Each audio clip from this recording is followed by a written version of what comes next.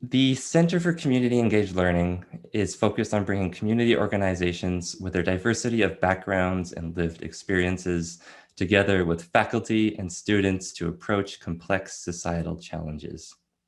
We do this by working collaboratively with campus and community partners on programs and initiatives both on and off campus.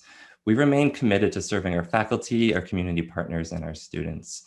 And at this time, our team is pivoting its efforts towards online engagement to ensure the continued transformative learning and programming for students and community partners, and to be ready when the call comes from community and faculty for new ways to work together on societal issues that were previously unknown or unexpected. These efforts are undertaken from the perspective that the university as a public citizen plays a critical role in supporting our students, faculty, and community to weather the immediate crisis. We are committed to strengthening the resilience and recovery of our community in the sectors that comprise it and the creation of more just and sustainable society. Maybe the sectors that compromise it might be a bit more relevant than we think tonight. The Communities of Care speaker series highlights efforts by organizations and individuals during the pandemic. Their work recognizes our interdependence and builds power in our communities. This series touches on the subjects of organizing, coalition building, mutual aid, transformative justice, and harm reduction.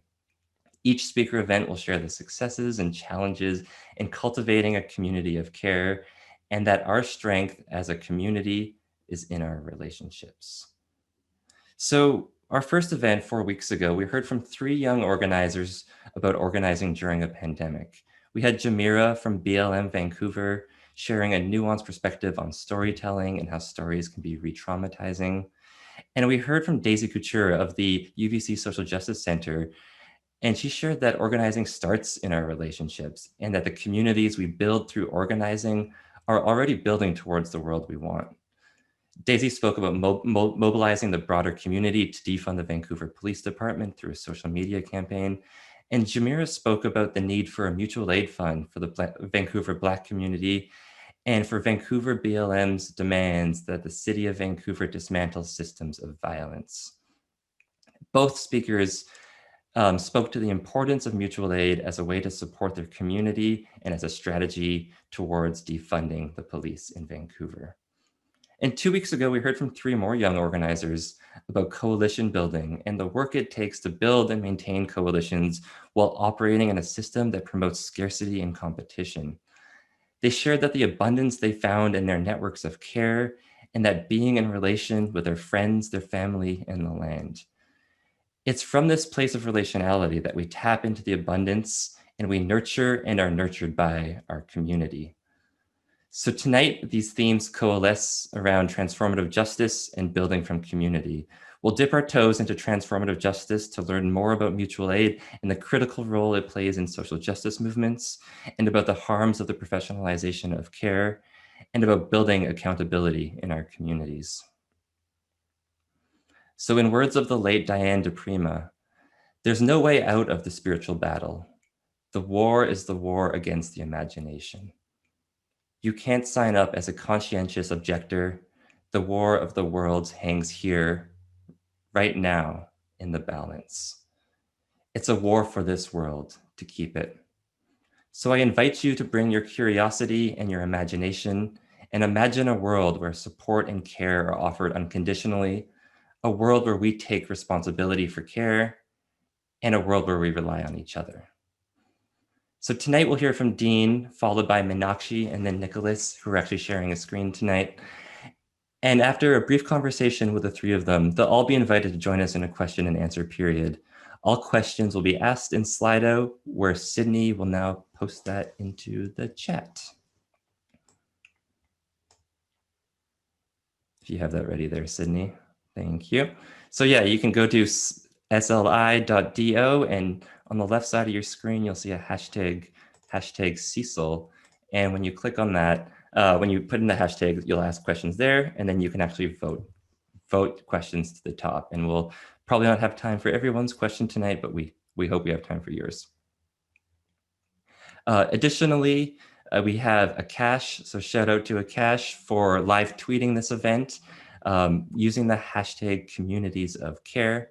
So if you're on Twitter and there's any quotes that stand out to you, feel free to also use that hashtag communities of care, or you can look it up and see some highlights from the event. So now I want to invite Dean Spade onto the screen. So Dean has been working to build queer and trans liberation based in racial and economic justice for the past 2 decades. Dean is an attorney, an educator, and a trans activist, and has taught classes on sexual orientation, gender identity, poverty, and law at the City of New York, Seattle University, Columbia University, and Harvard. In 2002, he founded the Sylvia Rivera Law Project, a collective that provides free legal services and works to build trans resistance rooted in racial and economic justice.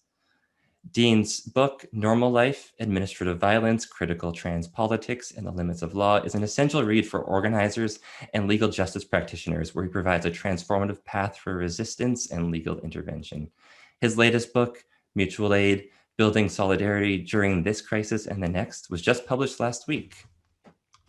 So Dean, welcome. Thank you so much. I'm glad to be here. We're all very excited to have you here today. So let's start off right from the top. Want to make sure no one's left out today. I really appreciate all of the effort you put into making everything you do so accessible. It's so simply and eloquently put. So can you give us a 5-minute primer on mutual aid? Sure, yeah. So mutual aid is a term among many that's used for the part of social movement work where we're directly supporting each other's survival, and doing that from a perspective that like the systems in place have like created the crises we're in. They're not making them any better. We're going to do it with each other. And a huge part of mutual aid is the belief that if people are in crisis, it's not their fault. It's the fault of like systems like colonialism, capitalism, white supremacy, et cetera. So mutual aid is really different from like charity work.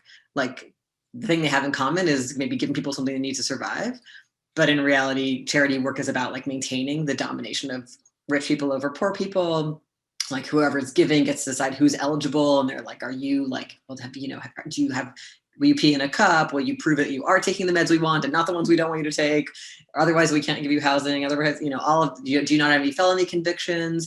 Do you have immigration documents? Like all of those frameworks are about just dividing the deserving from the undeserving poor and suggesting that like poverty or desperation is the result of like immorality or being like making bad choices or whatever.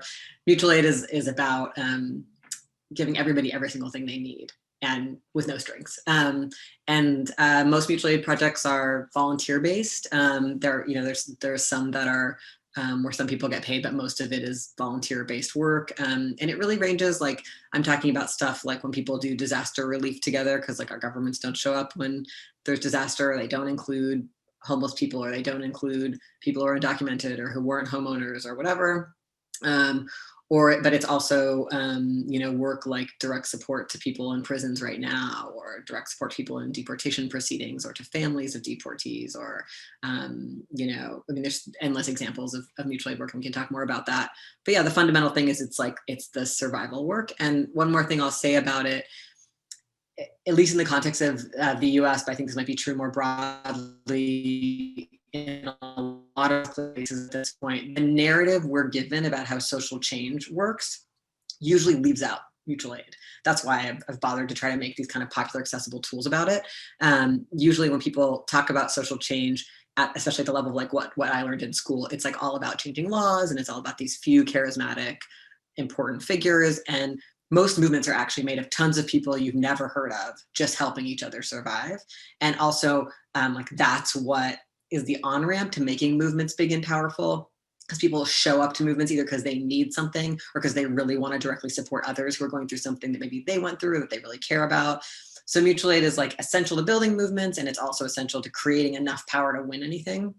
And that's really like hidden in the mythologies about social change that we hear a lot.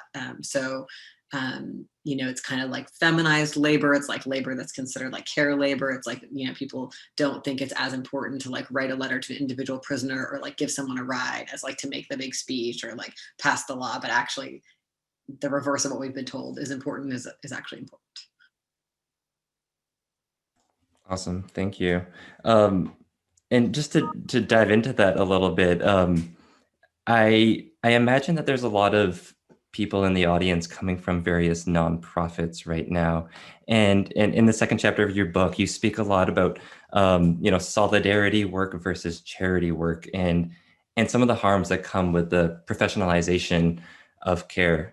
Could you speak about that a little bit? Yeah. So one thing I'm drawing on is this incredible work. I really want to recommend this book to people called "The Revolution Will Not Be Funded." So this book, I mean, there's a much longer trajectory of this critique in all movements I've ever heard of everywhere, but that book in particular came out of the like women of color, feminist, anti-violence movement. People observing the ways in which that movement, like as feminist movements named anti-violence and named domestic violence and rape very intensely in the 60s and 70s, there became all these funding streams through that were building the criminal punishment system, and that were like, we'll fund anti-domestic violence work if it's centered on criminalizing. And so you had a lot of like white domestic violence organizations emerge with white leadership that didn't have a critique of criminal punishment as a really inadequate and messed up answer to domestic violence and sexual assault. And so these the women of color, indigenous and immigrant feminists in that observing that and working sometimes in those organizations saw this tangle where we have social movements, and it happens in that particular movement, but in so many of them where we've seen simultaneously like the criminalization of radical transformative root causes work, like the criminalization of, in the US, like groups like the Black Panther Party and the Young Lords and the American Indian movement, and then the funding of groups that will do the work in ways that are not threatening to the status quo. So this kind of philanthropic domination where it's like the government money or the private foundation money will flow to you if you're framing the issues in the way that they like, which maybe like moralize poverty or stigmatize certain groups or leave certain people out or say who's the deserving. And if you take up strategies that are primarily elite strategies that are not going to actually build power, and so for people on the bottom. And so this is a really important idea. It can be really scary to think about this if you've been doing your work in nonprofits, or if you've always thought the only way to make change was to like donate to a nonprofit. Like that's a lot of what we've been raised on if you're probably 50 and under, 40 and under, because this is a pretty new framework. But there's actually, most social movements throughout most of time were not professionalized. Most people were just doing the work for free because they wanted to see transformative change and because they needed it to survive. And so kind of the critique here is like, we can't expect to all get paid to do social justice work, or else we'll only be doing things that rich people and governments approve of. And instead, we want to build autonomous, highly threatening, transformative movements that want things that the elites do not want because our interests are not aligned.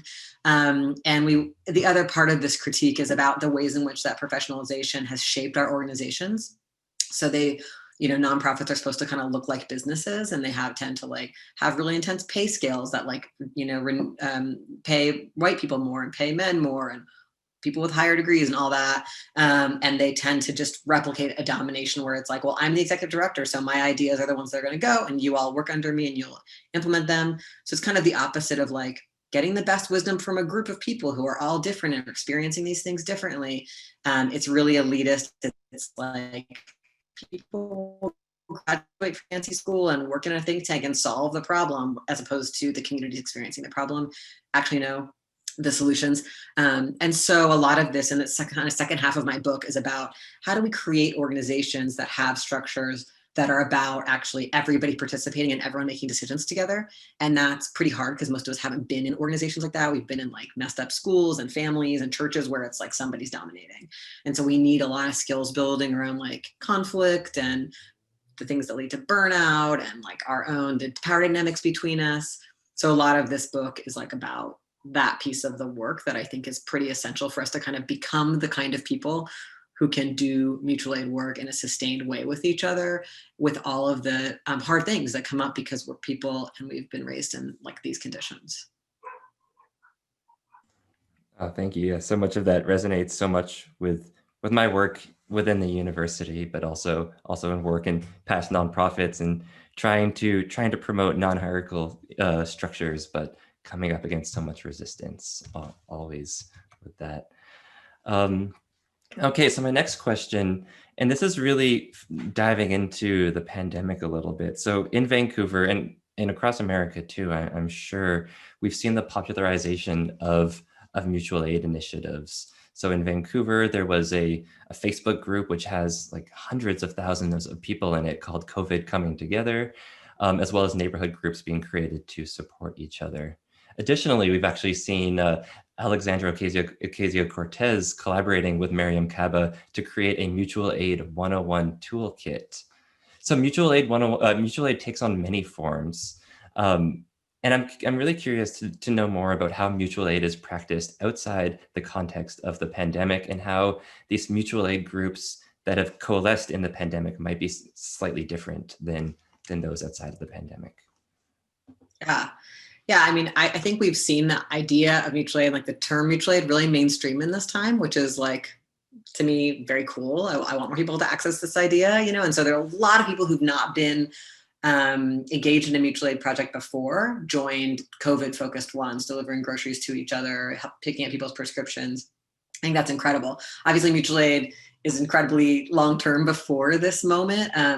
You know, the place that one place that is really pivotal to me, I think, to our conversation, that I've practiced and learned a lot of mutual aid and worked with a lot of groups is in like the abolition movement. Like everybody who's an abolitionist who I've ever known is trying to like dismantle the current system and directly support the people inside right now, or people who are likely to be criminalized or who are facing deportation. Like we want to get rid of borders and prisons.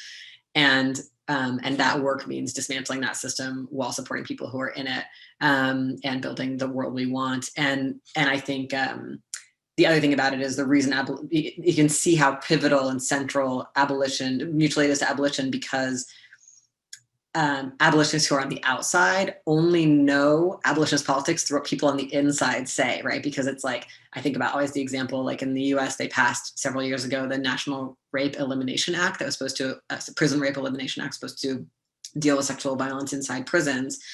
Sounds good to people on the outside. People on the inside are instantly telling us this is being used to further criminalize queer and trans people inside. This is being used to get a write-up if you're gender nonconforming, like all of this stuff. And so it's like,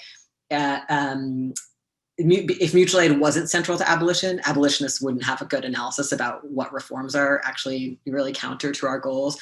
And obviously people on the inside are the ones who have the sharpest abolitionist framework, because they really see how the system works much better than people who are on the outside hearing what the system says about itself. But more broadly, I just want to say, like, when I think about origins of mutual aid, I mean, one way I think about it is just like, mutual aid is how everybody does everything until capitalism and colonialism come in and separate us and tell us we are not allowed to share and create like what humans would naturally do, which is like collaborate to survive. And there's just deep histories of mutual aid in every single social movement that I can imagine. A lot of people in the US really like the flashpoint people look to is the Black Panther Party's free breakfast and other survival programs in the 1960s and 70s, where they really galvanized people around both a big theory of armed self-defense against the state for Black people, but also like the idea that Black people could like help each other survive and show the brutality of like Black poverty created by white supremacy, and also build power and build shared analysis about that system inside a free breakfast table or through a free ambulance program or all these other things that they have. And so that that role of like building a movement through mutual aid is really visible in that example. I'd say that's the one that's cited the most often by US activists, but we can find it in, you know, feminist free clinics of, you know, the 1960s and 70s all the way till now, or I mean, just every movement you can think of, you know, obviously the entire response to HIV/AIDS inside communities affected who are seeing the government utterly deny support. We can just see it again and again. And it's all about like people really mobilizing bolder and bolder strategies as they work together to address the like day-to-day harms of the system. Awesome. That's really great. And it really helps tie in this transformative justice concept into mutual aid nicely. I mean, that's what I should have said that actually. You know, other thing I just want to say is like transformative justice. And if we talk about specific transformative justice practices and programs, like if you and I are organizing on our campus to support survivors and to respond to sexual violence that happens in our, you know, in our university or in our particular friend group or whatever, or if we're doing you know, classes on relationship skills, like all the different kinds of transformative justice work we could do, that is mutual aid work, right? Because it's directly addressing survival needs around people's safety and well-being and healing and stopping violence, but in a context of saying we want to get rid of sexual violence, of racial violence, of ableist violence, et cetera. Yeah, I feel like, you know, between the release of Beyond Survival earlier this year and your mutual aid book, being so much more equipped to collaborate more effectively and address conflict within my own communities as well. So my next question here is, oh, sorry, I just lost myself. Mutual aid initiatives are often a response to a crisis or times of extreme scarcity. How do mutual aid initiatives support communities in moving from scarcity to abundance? Yeah, I mean, part of the reason I think mutual aid is such deeply satisfying work for people is because it feels so good to meet each other's needs and to be like, we can do this. Like that is so relieving to the different forms of alienation and disconnection that we feel in capitalism. To be like, to collaborate with somebody and have a thing happen, people got something they needed. Like it's so fundamentally important. But yeah, so I think that like, to me, what we're actually, you know, I think that the colonial governments we live under are going away, you know, in one way or another, or they're really drastically and intensely changing. They've always been horrible, but with a level of climate crisis, economic crisis, and other pandemic crisis, et cetera, that are rolling out, like we need more than ever to be more prepared to care for one another in the face of these crises, and to get out of this disempowered role where it's like, oh well, someone will call the cops for me or someone will call the ambulance. Like that stuff already hasn't been the way towards safety ever, and specifically not for many particularly targeted communities. But it's really like you know, as we see like firefighting defunded in the US while there's more and more fires. I mean, it's like, yeah. And so I think that this is the time to build the abundance of the systems we really want. And also like, we don't want the way that the state provides it anyway, because they always provide it in a racist way and an ableist way and a colonial way. They always provide it in a way that cuts certain people out or makes certain people's lives more important, or in a way that's like, we give and then we take it away as soon as you guys stop protesting or whatever. So we really want to produce like, how could we create like alternative social relations where everyone has what they need? And so every instance of mutual aid is part of practicing that and learning that, including the things about learning how to become people who can do that well together and facing like all of our internalized stuff we've gotten from this society that makes it hard to collaborate at times, that brings up conflict or that brings up power dynamics. Like all of that learning is part of this different, very abundant world that we could be moving towards, that's based in connection instead of in profit, you know? Yeah, that's really wonderful. Just through reading your book, I've started to see, well, in the past, I've seen colonization as alienating land from life. And now it really like drives home the point that colonization is also alienating care from people as well. And it kind of externalizes care in these really, really harmful ways. One other thing that I really love about some of the work in the past is, and I alluded to this a little bit, is in how accessible it is, and how can we make the access or the on-ramp to these movements as easy for everybody else to join into the movements. So I would love for you to tell us a little bit about the Big Door Brigade and what strategies that group has employed to keep building the movement and maintaining momentum. Yeah. So bigdoorbrigade.com is a website that basically I was part of a reading group around the time of the election in 2016 when Donald Trump was put in office. And I just was seeing how many people were like really angry and scared about Trump's election, and then how they were basically being misled about what social change is and the ways that I talked about at the beginning. Like I just could see how people were being told like donate to the ACLU, and the ACLU had on its website like a picture of Trump and it said, "See you in court." And it was like, they're going to sue our way out of this. And it's like, that's not going to work. Like, the colonial courts are not going to overturn the white supremacist president. And then we saw that, he did his Muslim ban, and then they like sued and they won a couple times, but ultimately he won. Right. And we see this all, he's building his wall at the border with Mexico, even though it's completely illegal. Like, the cops are lawless, the president is lawless. It's just the idea that your job, if you're angry and scared, is just like donate somewhere or like click something, is so demobilizing. I think it's wildly irresponsible of the groups that are promoting that idea. ACLU also had something on their website that was like, click here and pledge that you'll defend the Constitution. It's like, what does that even mean? Like, that is literally meaningless. And it's faking people out that they've taken action when they haven't. So basically, I wanted to do more work to popularize the idea of mutual aid, because I saw this and I was like, what people are craving is a chance to plug in and like connect and actually address the things they're angry and scared about. And this is all like leading them away from that into like a very passive observer kind of role. And so, yeah, so the mutual aid, so the Big Door Brigade isn't really like a group. It's just like the reading group I was in at the time, all were like, yeah, that sounds good as a website name. And then I went on to put all the mutual aid toolkit stuff on there. And then the reading group, everybody was like grassroots activists doing all kinds of things over the Northwest. So then we didn't even keep meeting because like, the world exploded and things got worse and worse in our detention center and, all the different work everyone was doing and the white supremacists, whatever. But yeah, I mean, I just want to say like, for me, it feels like my role in life is, in doing this kind of writing or this kind of work is just to translate like good ideas that are not mine, that belong to all these movements, and just try to put them out in lots of different ways. Like we made an animated short video about what mutual aid is, just like trying different stuff to help people access these ideas. And because it really is about bringing in a lot of people. And one thing I want to say about that, like one thing that I started thinking about when you were asking your question is just like, if we really want to build big, powerful movements, and we want to have on-ramps to them, we really have to fight perfectionism. Like I think that's one thing I'm really seeing as really hard. Like we can't expect everybody to walk in knowing the same things as each other, using the same jargon.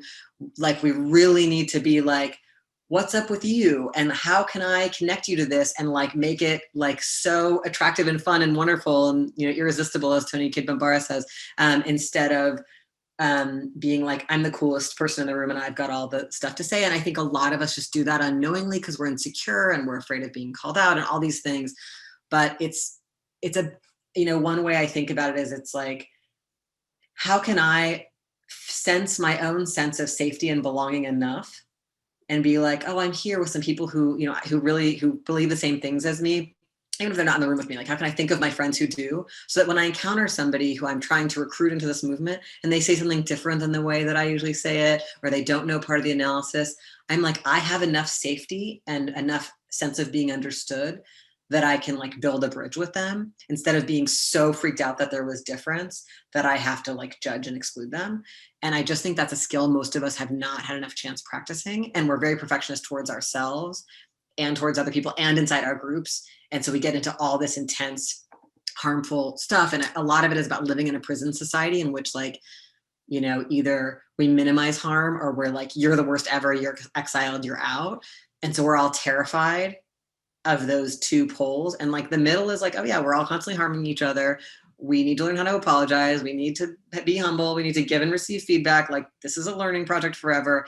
And so it kind of turns down the volume of like, of that perfectionism. And I just like, I think this is a lifelong unlearning that's super hard, but I do think it's a huge obstacle to left social movement groups right now.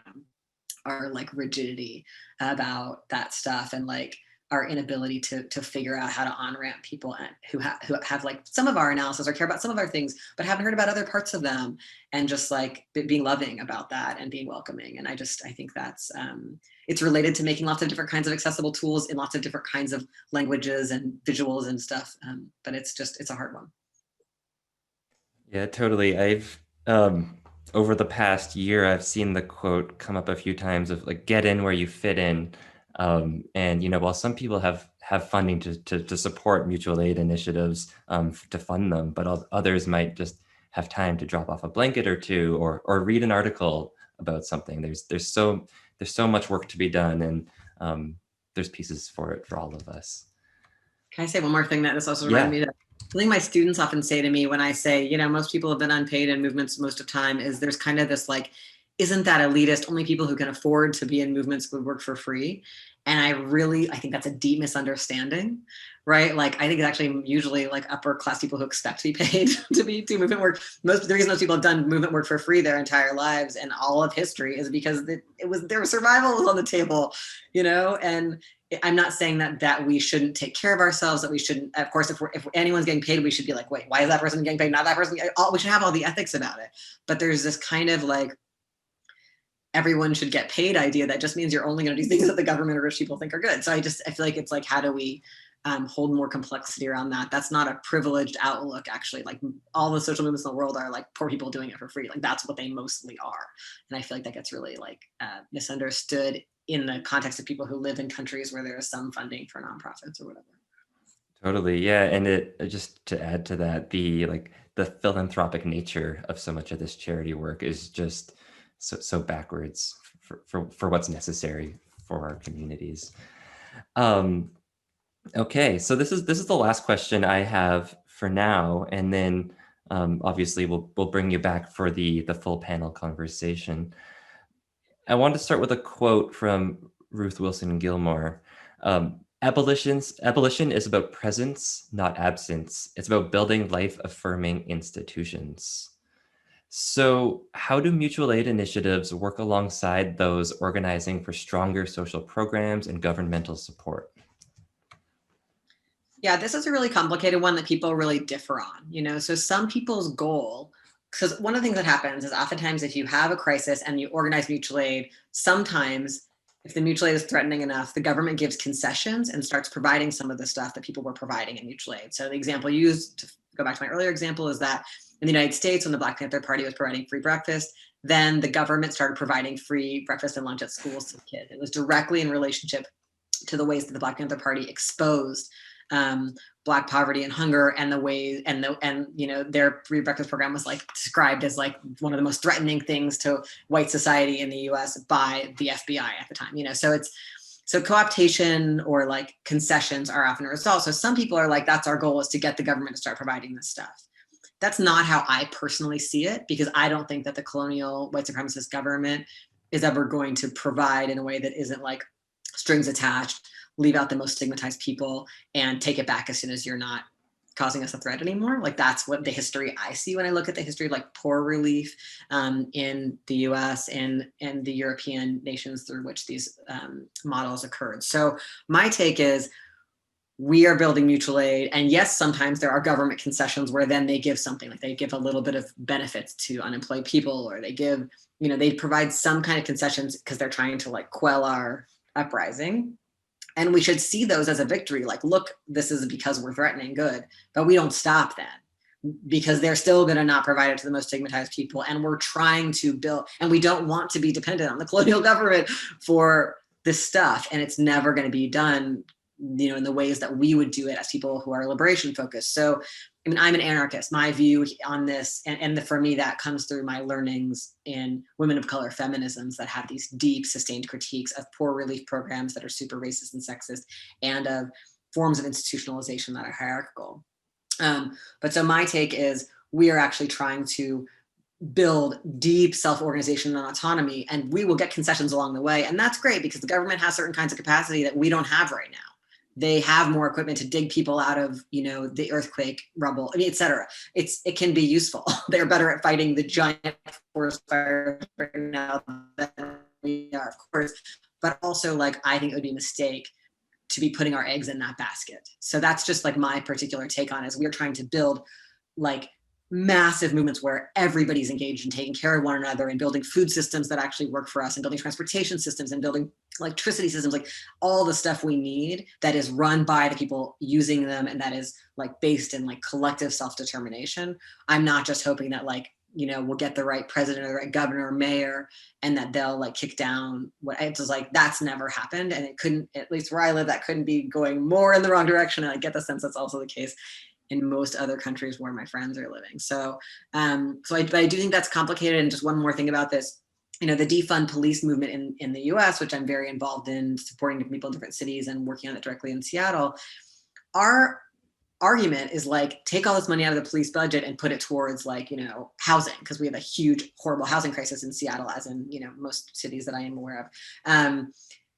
And so that in a way is a kind of like, it's a government framework, at the same time, we're doing this whole people's budget framework or participatory budgeting. There's lots of ways in which this process is complex and is about saying that money belongs to all the people who paid those taxes and we want control of it. And what we want is to rely on human needs. That's not because, so I don't feel like for me, there's a contradiction between fighting for that people's budget right now while we still have this city framework and my long-term goal of not having us go through whoever millionaire mayor or elite city council members in basically begging them to stop creating so much homelessness and crisis among low-income people. So I think that I just want to say, like, to me, this isn't about absolutism. It's like, I'm not one of those people who's like, we must never speak to the government. I fight for people's welfare rights or to get people through deportation hearings or whatever we have to do. That's the mutual aid value. But I'm clear about what our goal is, like as an abolitionist, as a border abolitionist, as a prison abolitionist, as a colonial nation state abolitionist. So I think that's pretty complex, and there's lots of room for interesting debates between activists there and for coalition among people who don't agree on all parts of that. But if we can all agree to defund the police, let's start there. If we all can agree to close the detention center, let's do it. And also let's talk about the complexity of those different views. Awesome, that's great. Just one quick follow-up there. You mentioned the people's budget, which is a concept very unfamiliar to Canadians.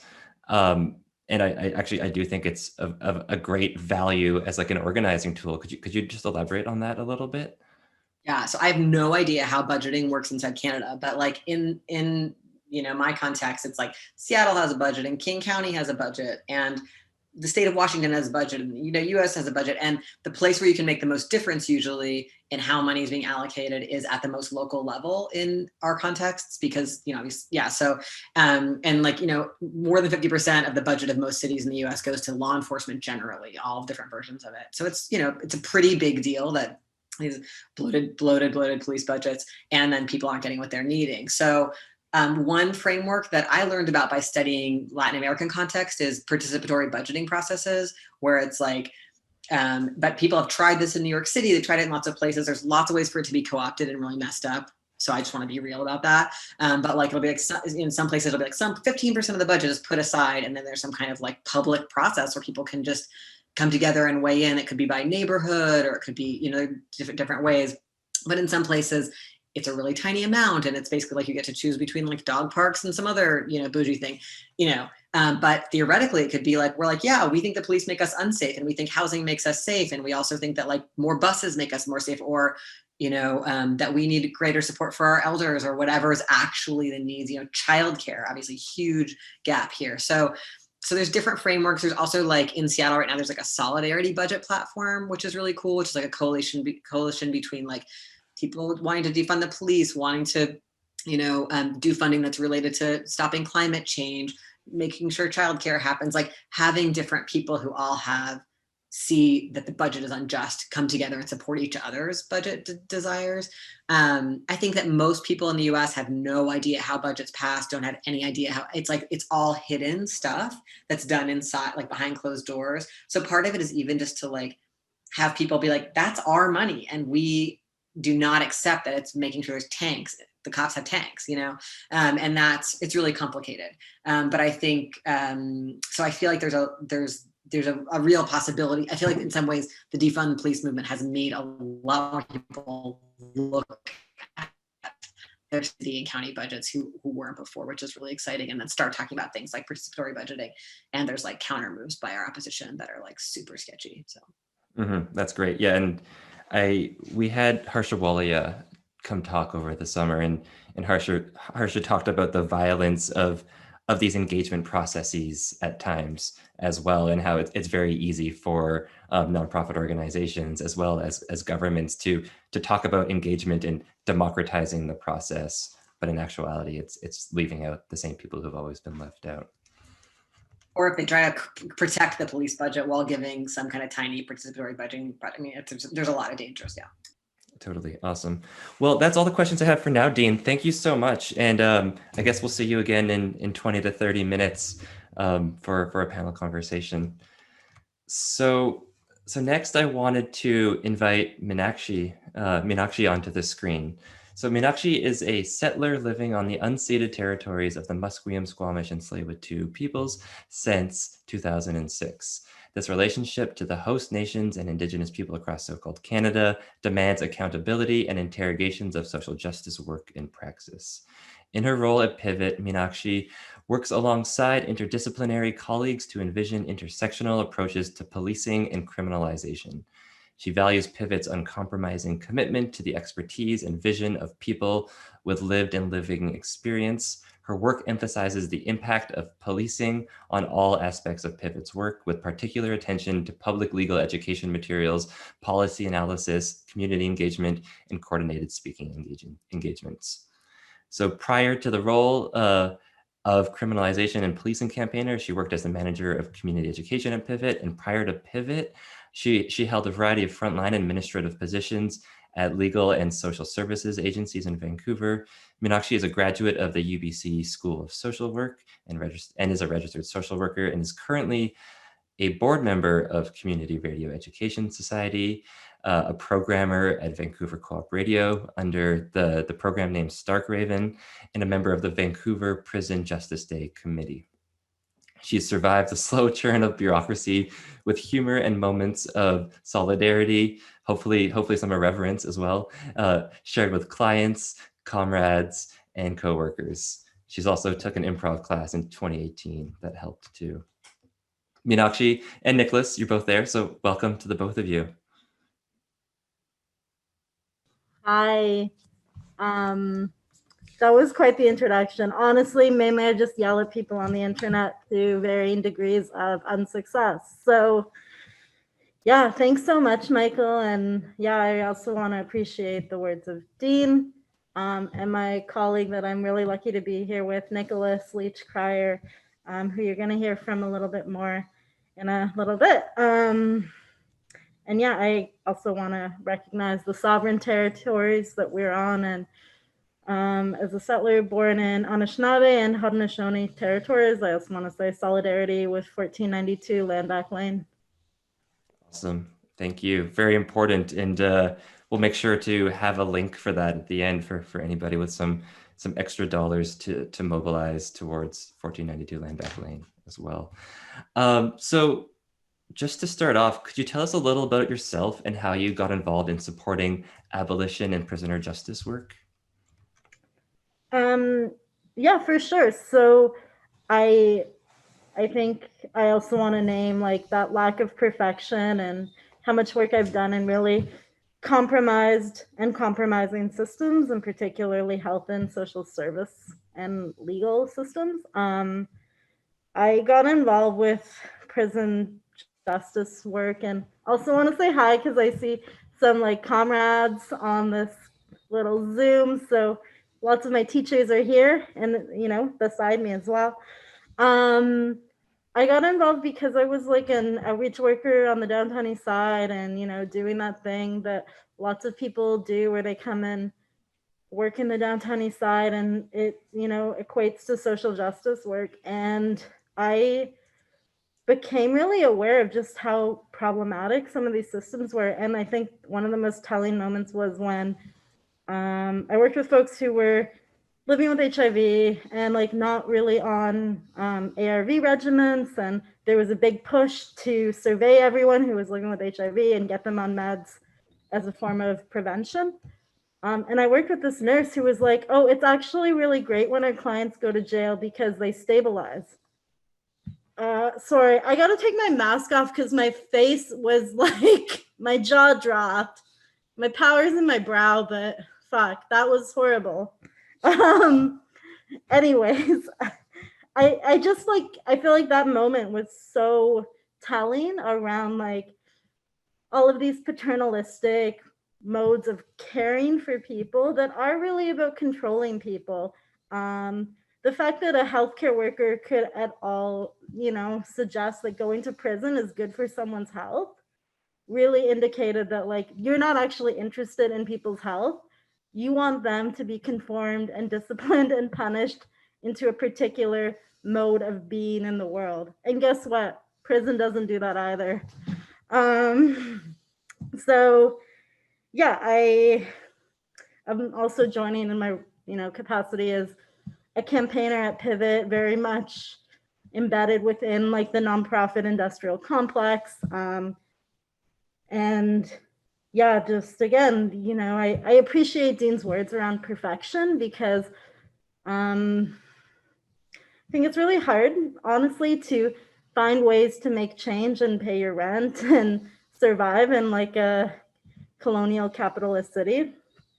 And for me, like that tenuous relationship with nonprofits, I think what I found is like a route around accountability.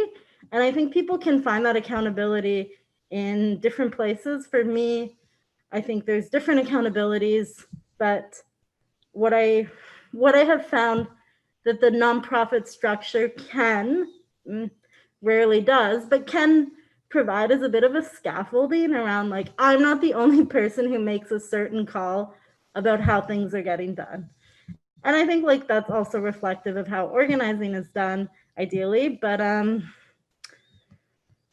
feel like I just got to put that out there, because I see this new wave of like, again, predatory capitalism and a shift towards like consulting and working as like an independent scholar. And I think those things shift your accountabilities, right? Because you're not necessarily in long-term struggle with folks. And guess what? Lots of people who work at nonprofits are also not in long-term struggle with folks.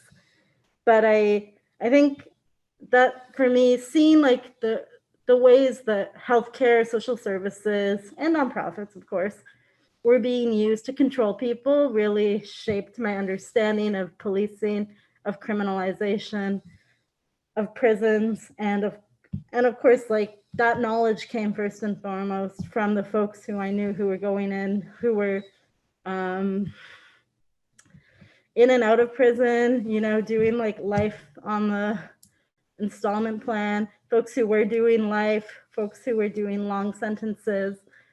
And yeah, like really witnessing what that meant and how utterly devastating it was. Awesome. Thanks, Meenakshi. Yeah, and so you've referenced Pivot a few times there. So I just wanted to take a step back and make sure that everyone in the Zoom call knows who Pivot is and some of the important work they do. It really makes me think of Dean's Normal Life book, and at times legal justice is necessary. So can you talk a little bit more broadly about the work that Pivot's doing, and maybe any campaigns that Pivot is working on right now? Sure. So Pivot is a nonprofit legal advocacy organization, again, working with the colonial legal system, a contradiction, right? Because we are trying to promote change and justice through the very system that's been imposed with a genocidal aim on sovereign territories. But, again, to credit one of the panelists, we can't just aim for perfection. And I think we're actually doing a lot of learning around like, what does honoring the preceding legal traditions of this territory mean? And it doesn't mean like that the Charter of Rights and Freedoms is the be all and end all of social justice. And that's obviously a very problematic framework. But Pivot, is this almost 20-year-old organization co-founded by a lawyer named John Richardson, drug user activist named Ann Livingston. And of course, policing has been a big part of Pivot's work since its founding, doing things like taking affidavits from folks living in the downtown east side and trying to push the Vancouver Police Department around the misconduct and brutality that, again, remains endemic, because it isn't about we sue the police and we win, it's about systems. The Pivot now works in 4 main campaign areas: the rights of people who use drugs, the rights of sex workers, the rights of people who rely on public space or experience homelessness, and police accountability. You are welcome to, take a look at our website, follow us on social media, do all those nonprofit things. And I think we also are, working within these really constrained systems where our foremost legal tool is strategic litigation, which means we're always in the realm of compromise as we seek justice, because the cases the pivot takes on are an attempt to mitigate the harms of a colonial white supremacist settler state. So we might identify far-reaching conditions within the criminal code or within the enforcement of particular things. But it also means that we know that there are people who are left without any kind of like daily access to justice, right? And in some ways that the model here, I think, replicates a lot of what Dean has talked about, right? With that idea that change is done by the people who have access to the Supreme Court of Canada, when in reality, that should be the smallest part of the work. Like, the change is done by folks like Nicolas, who I'm here with, by folks who are doing mutual aid and don't even call it that, right? They just call it like knocking on your neighbor's door. Totally. Yeah. Thank you for that, and for that kind of broad outlook on Pivot's work. So I'm going to switch the order of the questions here and just go to the last one and then come back to the other one, because I think it kind of like aligns more nicely here. So earlier this year, Toronto Abolition Convergence's Indigenous Abolition group put out an amazing study guide, which is available online for free. And they have an amazing quote here, which I'm going to read out right now. The professionalization and formalization of care plays an important insidious role in sustaining the carceral state itself. We must interrogate the social work narrative of providing care where gaps in relationships exist, to understand how it works both overtly and covertly to erode and sustain our isolation, in order for us to restore the relationships and ways of being with one another that these systems of care sought to make unimaginable. So, as everyone knows now, you did a degree in social work. So I'm really curious, and some of your work is focused on abolition. I'm really curious to know what intersections you see between the carceral system and the systems in social work as well. It's like one is here, there's a complete overlap. It's not about intersections. They're totally mutually informing and reinforcing each other. And I, yes, survived that degree, registered to make a point that I could. But yeah, I really appreciate this question and quote, Michael, because I think the interrogation of social work is so vital, especially in light of like mutual aid, conversations about transformative justice, and like many other institutions, and frankly, all of the ones that have any degree of resourcing in so-called Canada, social work has benefited from the defunding of communities. I don't know if there are social workers on this call, but I think one thing that I've seen over and over is this positioning of social work as innocent. I think Eve Tuck writes about these like settler moves to innocence, like innocent or sometimes ineffectual, right? Like, I'm just one person, my caseload is 30, I can't do anything. But the clear and overt links of social work to genocide can't be ignored. And if you want to ignore them, there's at least 3 major federal inquiries that, again, remind you that they can't be ignored.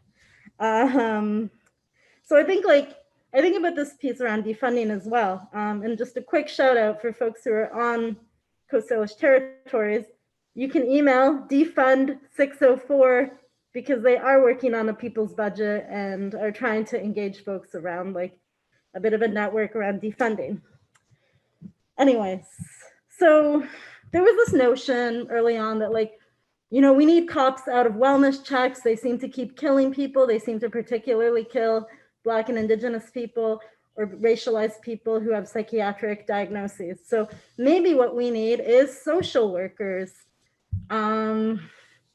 thank goodness that a lot of people summarily shot down that idea, because I think if you actually talk to Indigenous people, you're going to hear that social workers actually are even more frightening than police when it comes to the ability to remove children.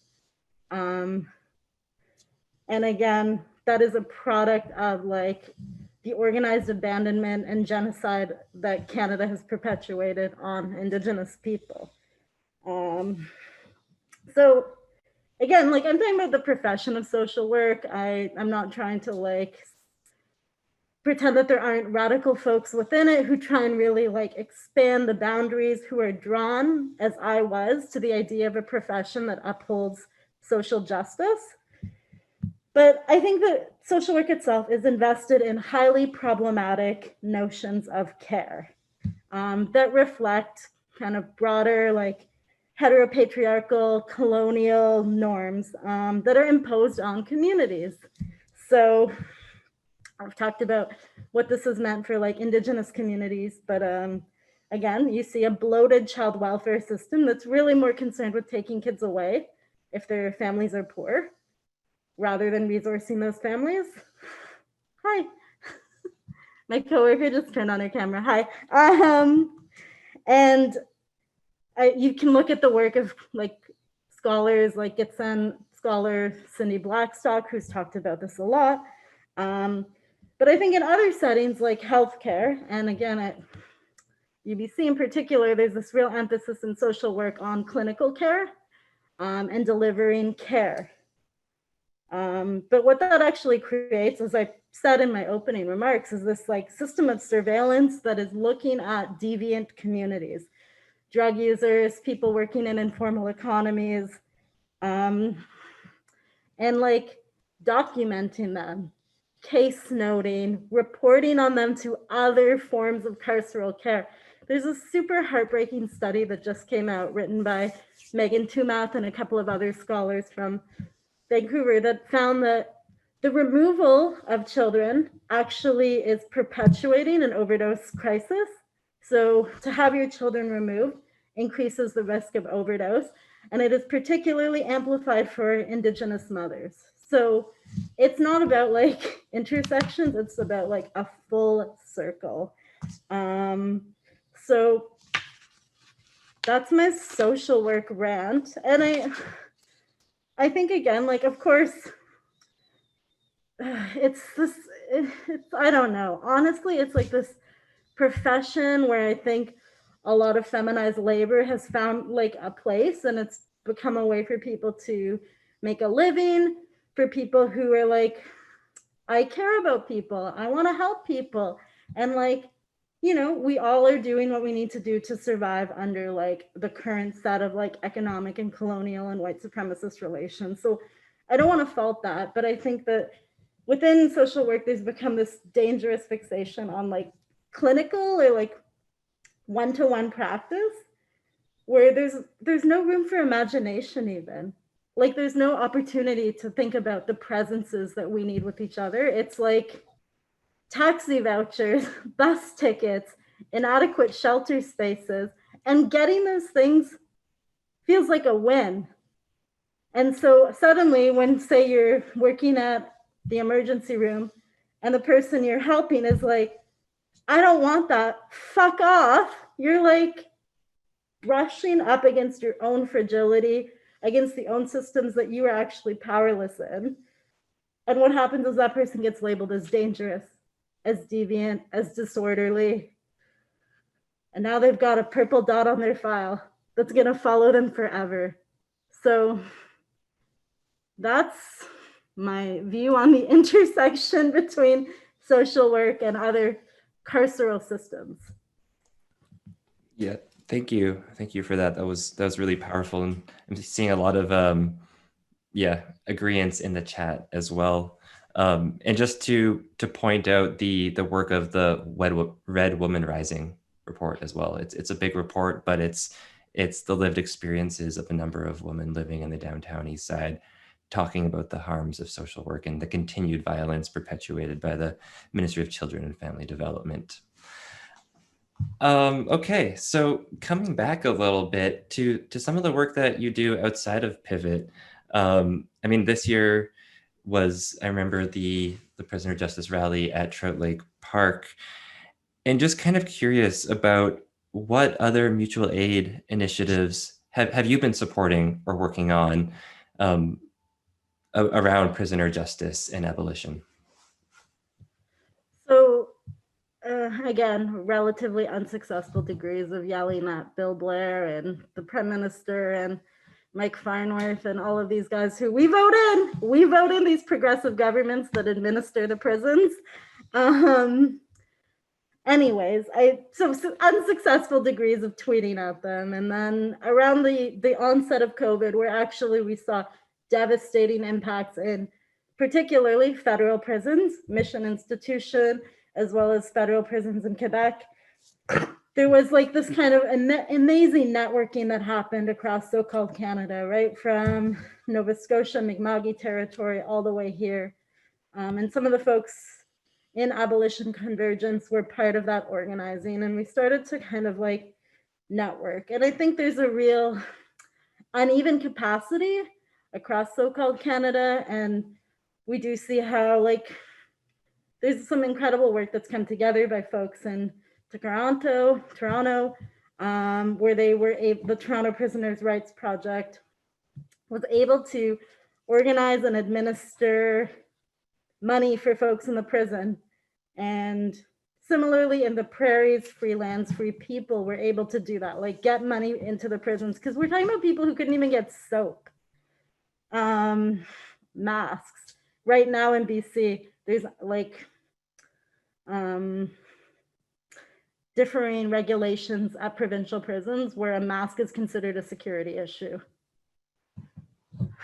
Anyways, I could rant all day about this shit that goes on here. And maybe I will. But anyways, I think here in BC, and again, it's really great because I see a couple of like comrades on this call. We were like, how do we get out to communities of people inside?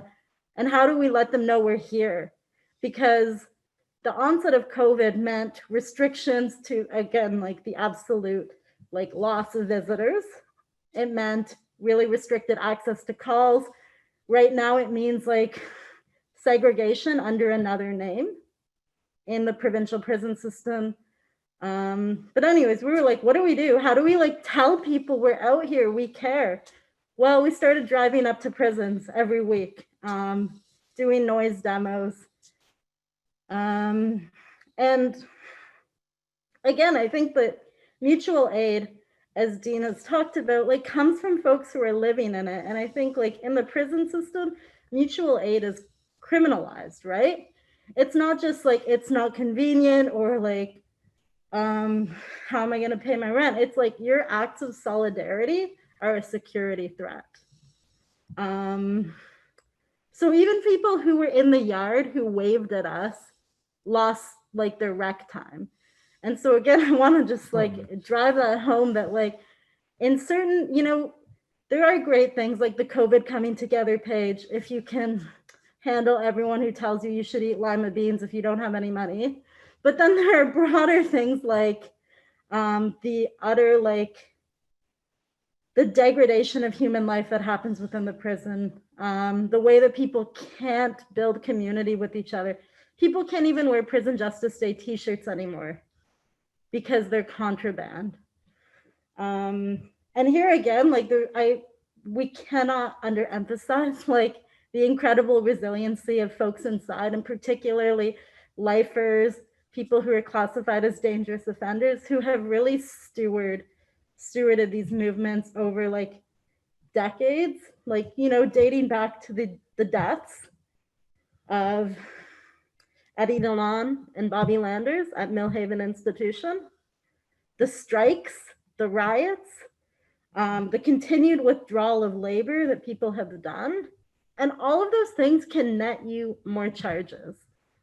So I think it's like, you know, we see in the prison and even in communities like the downtown east side, to have solidarity is actually a threat to the state. To come together and unite and start to fight back, as folks have been doing, and I hope Nicolas talks about this as well, like that actually gets you on the eyes of the police, of the prison guard, of all of those bodies. Okay, thank you, Meenakshi. And Nicolas, I'm just going to introduce you quickly here, and then I have a few questions for you as well. So Nicolas is an adoptee of Cree heritage and a freelance writer. After living on the streets of the downtown East Side, Nicolas has parlayed in a successful career as an overdose responder and outreach worker. Working with both the Pivot Legal Organization and the Speakers Bureau at Megaphone Magazine, Nicolas is passionate about addressing stigma and challenging assumptions about drug use in the downtown East Side. One thing missing from this bio as well is Nicolas is an actor, and has a play being broadcasted live tomorrow, but we'll talk about that in a second. So Nicolas, could you tell us a little bit about yourself and the work that you do with Pivot Legal Society? I'm sure. I'm just gonna take my mask off Yeah, here. for sure. I'm wearing like 2 masks, but sure. I guess I started with Pivot just about 2 years ago.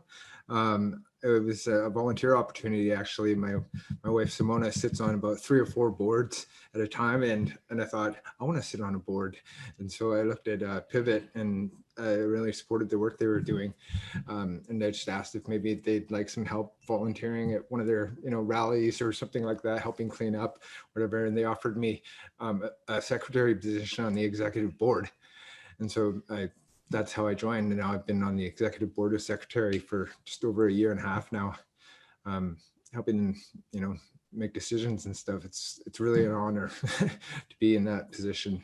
And I think I applied for the executive director manager position one time too, just to see what I could get. I didn't get the job, but that's what I do now is I sit on the monthly meetings, and then I'm also involved with a bunch of work that they do outside the Pivot that's also related to this.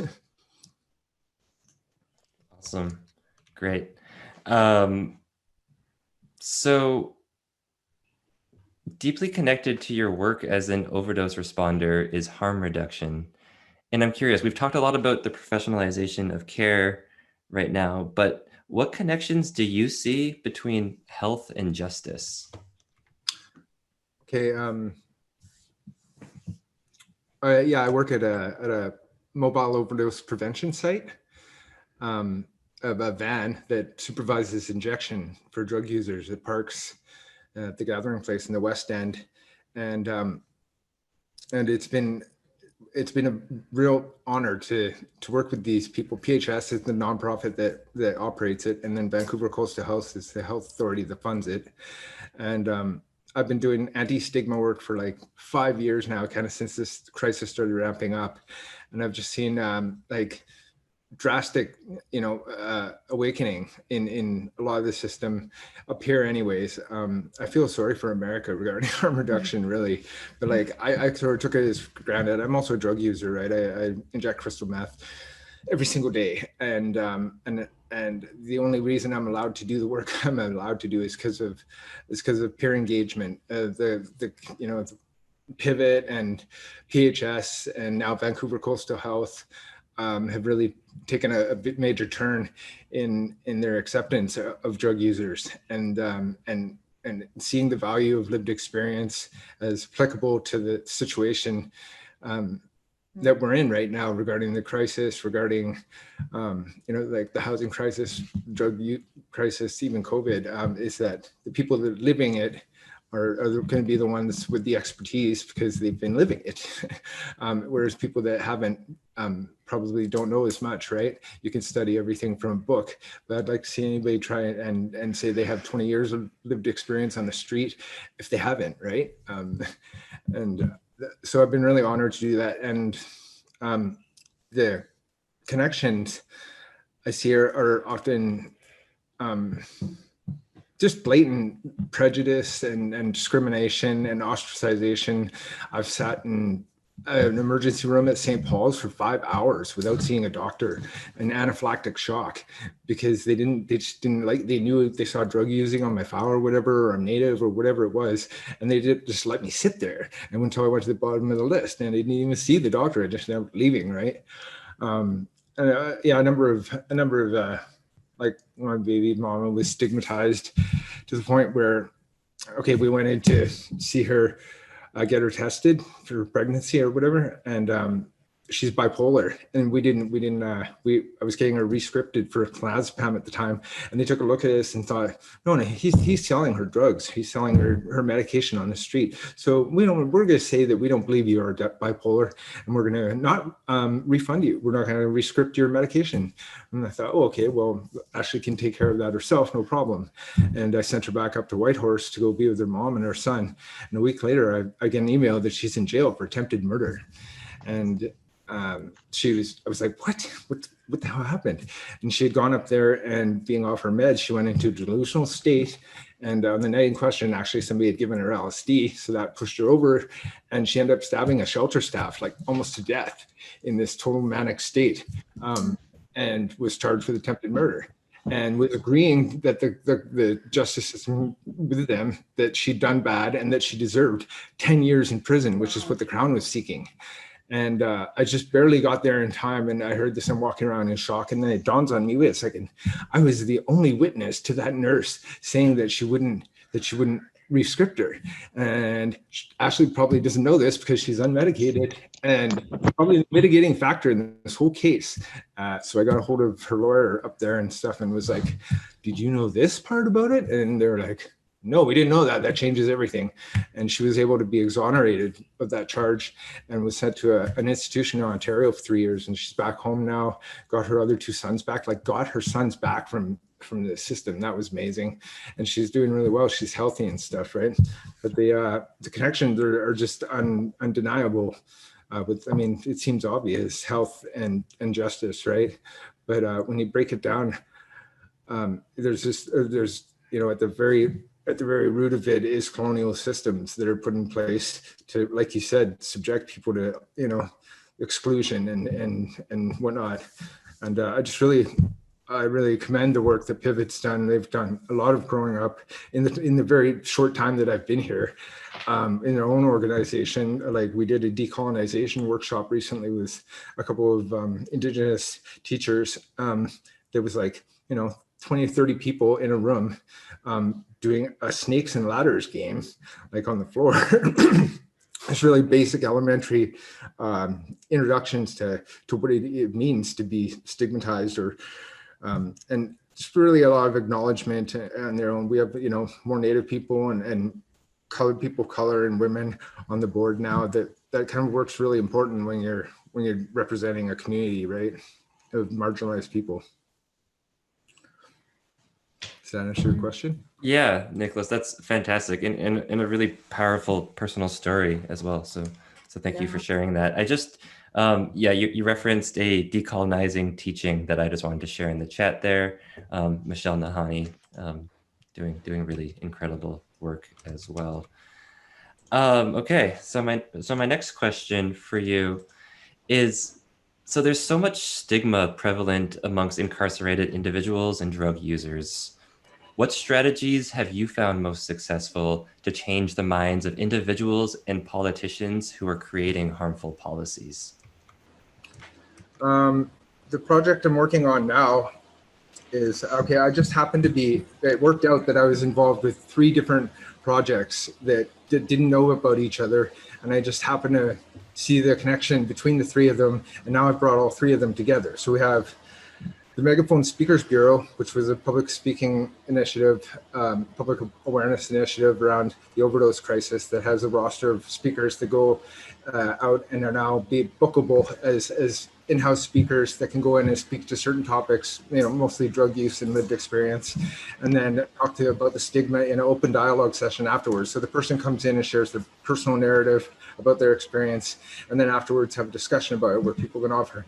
And then there's the Transformative Health and Justice Research Cluster, which is a UBC-based group, a bunch of peers and academics that get together and discuss ideas and stuff. We've been gathering in big groups, but we can't do that anymore, but we meet virtually now. And then one of the students in there has a research project that she's calling Truth to Power through art. And what they're doing, she was working on that project sort of individually on her own within the cluster. And then there's this other project that I've been working on for a couple of years that produced a document called the Manifesto for Ethical Research in the Downtown East Side. And our group name is Research 101. And that was headed up by Scott Neufeld out of SFU, a research graduate student working on his PhD, sort of brought us together for these workshops in 2017. And there was only like 5 or 6 of us, but about 12 of us ended up co-authoring a document that is now been accepted into both universities as required reading, and it's being adapted to policy across the board, across Canada. We just heard about a group in, the process being replicated in Rhode Island and Calgary, and just like amazing play. He went to Portugal for the harm reduction conference and stuff, and the connection I saw between the 3 of them was that they weren't working together, right? I was like, hey, I happen to be in all 3 of these. Let's see if the storytelling, the Megaphone Speakers Bureau process would work for this storytelling thing that you're doing, Kelsey. You should hook up. So I hooked them up, and they formed a partnership. So now they're working together on this storytelling project that has 5 people with lived experience of incarceration. We have Patrick Keating, who did 10 years in Matsqui, and Pam Young. She's, it adds up to like almost 100 years of incarceration time. And we're teaching them how to write their personal narratives in very simple, like couple-page story that they can tell that speaks to the issues of how they're criminalized and how they were judged, how that record follows them around in life and makes it difficult for them to, move forward. And then we're teaching them public speaking efforts to kind of, build their confidence and stuff, because the way we see it, it makes a lot more sense to me to have somebody be able to tell their story like they never got to tell their story, right? They might have done the 10 years in prison because the system judged them guilty or not guilty or whatever, but they never actually got a chance to speak for themselves. And they didn't, right? So they had all this time to think about it, about what they've done or why or whatever. And why not, now that they've dealt with their paid their debt to society, why do we treat them like criminals still, right? When they get out, we give them a record, we give them 1 parole officer to follow them around and give them a bunch of rules and stuff. And we put them in a halfway house or whatever that acts like, they're still in jail. And we don't let them have jobs or travel or any of that. And we say, stay away from your old friends, right? But you're not acceptable here either because you have that record. It's like, they already did the time. Why are we still treating them like that? And then I'd seen what the storytelling process, there's something very profound in that most people who don't get a chance to meet a drug user or a criminal, whatever, in their whole lives, right? They won't meet somebody using drugs. They'll just see it from the bus stop as they drive by and be like, oh, that's horrible. They must be making bad choices. Why would they choose to do that? And they'll never get a chance to meet that person and understand, the trauma that they went through that led to the drugs or whatever. And I'm talking multiple generations of trauma that they don't even know they have, that's been visited on them just by vicariously, by proxy of their being born in a country that stigmatized and criminalized their parents, right? The residential school system is, their intergenerational trauma was passed on to me and myself, and expresses itself in behavioral issues in like any country that has alcohol has the leading cause of neurodevelopmental disorders is fetal alcohol spectrum disorders, and then at least 50% of people incarcerated in Canada are suspected of being some sort of undiagnosed form of FASD. But we ostracize and judge the people about mental health so much that those people don't want to admit to having an issue with their brain that, obviously is not their fault, but they feel so bad about, their stigma is so bad about it that they won't accept help from anyone about it, and nothing gets done. And so they get out and they feel bad about themselves. They already have, problems thinking and making decisions. We should be helping them, not like judging them and whatnot. So, yeah, storybook or the storytelling process just has a profound effect on people, eliciting empathy. If you can meet I've just seen it so many times. I answer the questions afterwards. Everybody puts their questions on little sticky notes, and we get like pages of sticky notes. There are people who are just like, wow, that one person, like Chris's story, Chris Kronk, he's one of our best speakers. And his story was that one person cared about him when he was panhandling. He was panhandling in front of this church for a while. And this one lady just kept coming up to him saying, don't worry, you're going to be okay, right? Take care of yourself. One day you'll get up from the spot and you'll move on with your life. And people would always try and tell her, don't give him money. He's just going to spend it on drugs. And she would just ignore them. Don't worry about them. Just, don't worry about you. I believe in you, and you'll be okay. And sure enough, he did. He got up off the street, started selling Megaphone magazine, and his life changed. And now he's a public speaker and just has like so much confidence. So like, if anybody says that one person can't change, another person or influence them in whatever way, hasn't seen this process happen before. And now we're applying it to the justice system and people lived experience there. And you should see them, right? You give them a little bit of work, resource them a little bit. And like at Dirk, the Drug Users Resource Center, the brew co-op there had a bunch of people that they just a very simple idea of these alcoholics being able to brew their own alcohol and keep each other safe and stuff. And you've never seen a bunch of alcoholics that one day they're like drinking Listerine in the alley and stuff. The next they're working every day to make this harm reduction alcohol and sticking to it, right? And then they'll go and hit some crack or something and overdose, which is like so tragic. It's not even funny, but like there's not enough support for programs like that that empower people, right? Empower them to like, and then leave them alone at the same time, right? Let them choose what they want to do with their own bodies. Awesome. Yeah, thank you so much, Nicolas. And I have so many more questions, but they also tie into the questions that I have for Meenakshi and Dean as well. So I'll save those for a second. But before we jump into the panel, we've all been here for an hour and a half now. So I just want to give 5 minutes for a quick bio break. We'll be back at 6:33 Pacific Standard Time, wherever you are 5 minutes from now. And we'll invite Dean back on for a panel discussion.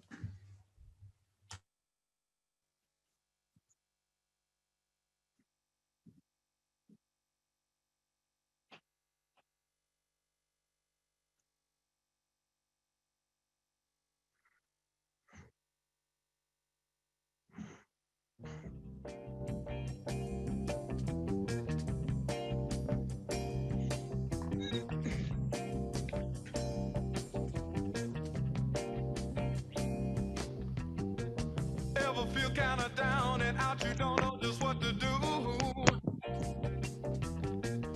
Living all of your days in darkness, let the sun shine through. Ever feel that somehow, somewhere you lost your way? And if you don't get a help quick, you won't make it through the day. Or could you call Lady Day? Could you call on John Coltrane now? 'Cause they'll wash your troubles, your troubles, your troubles, your troubles away.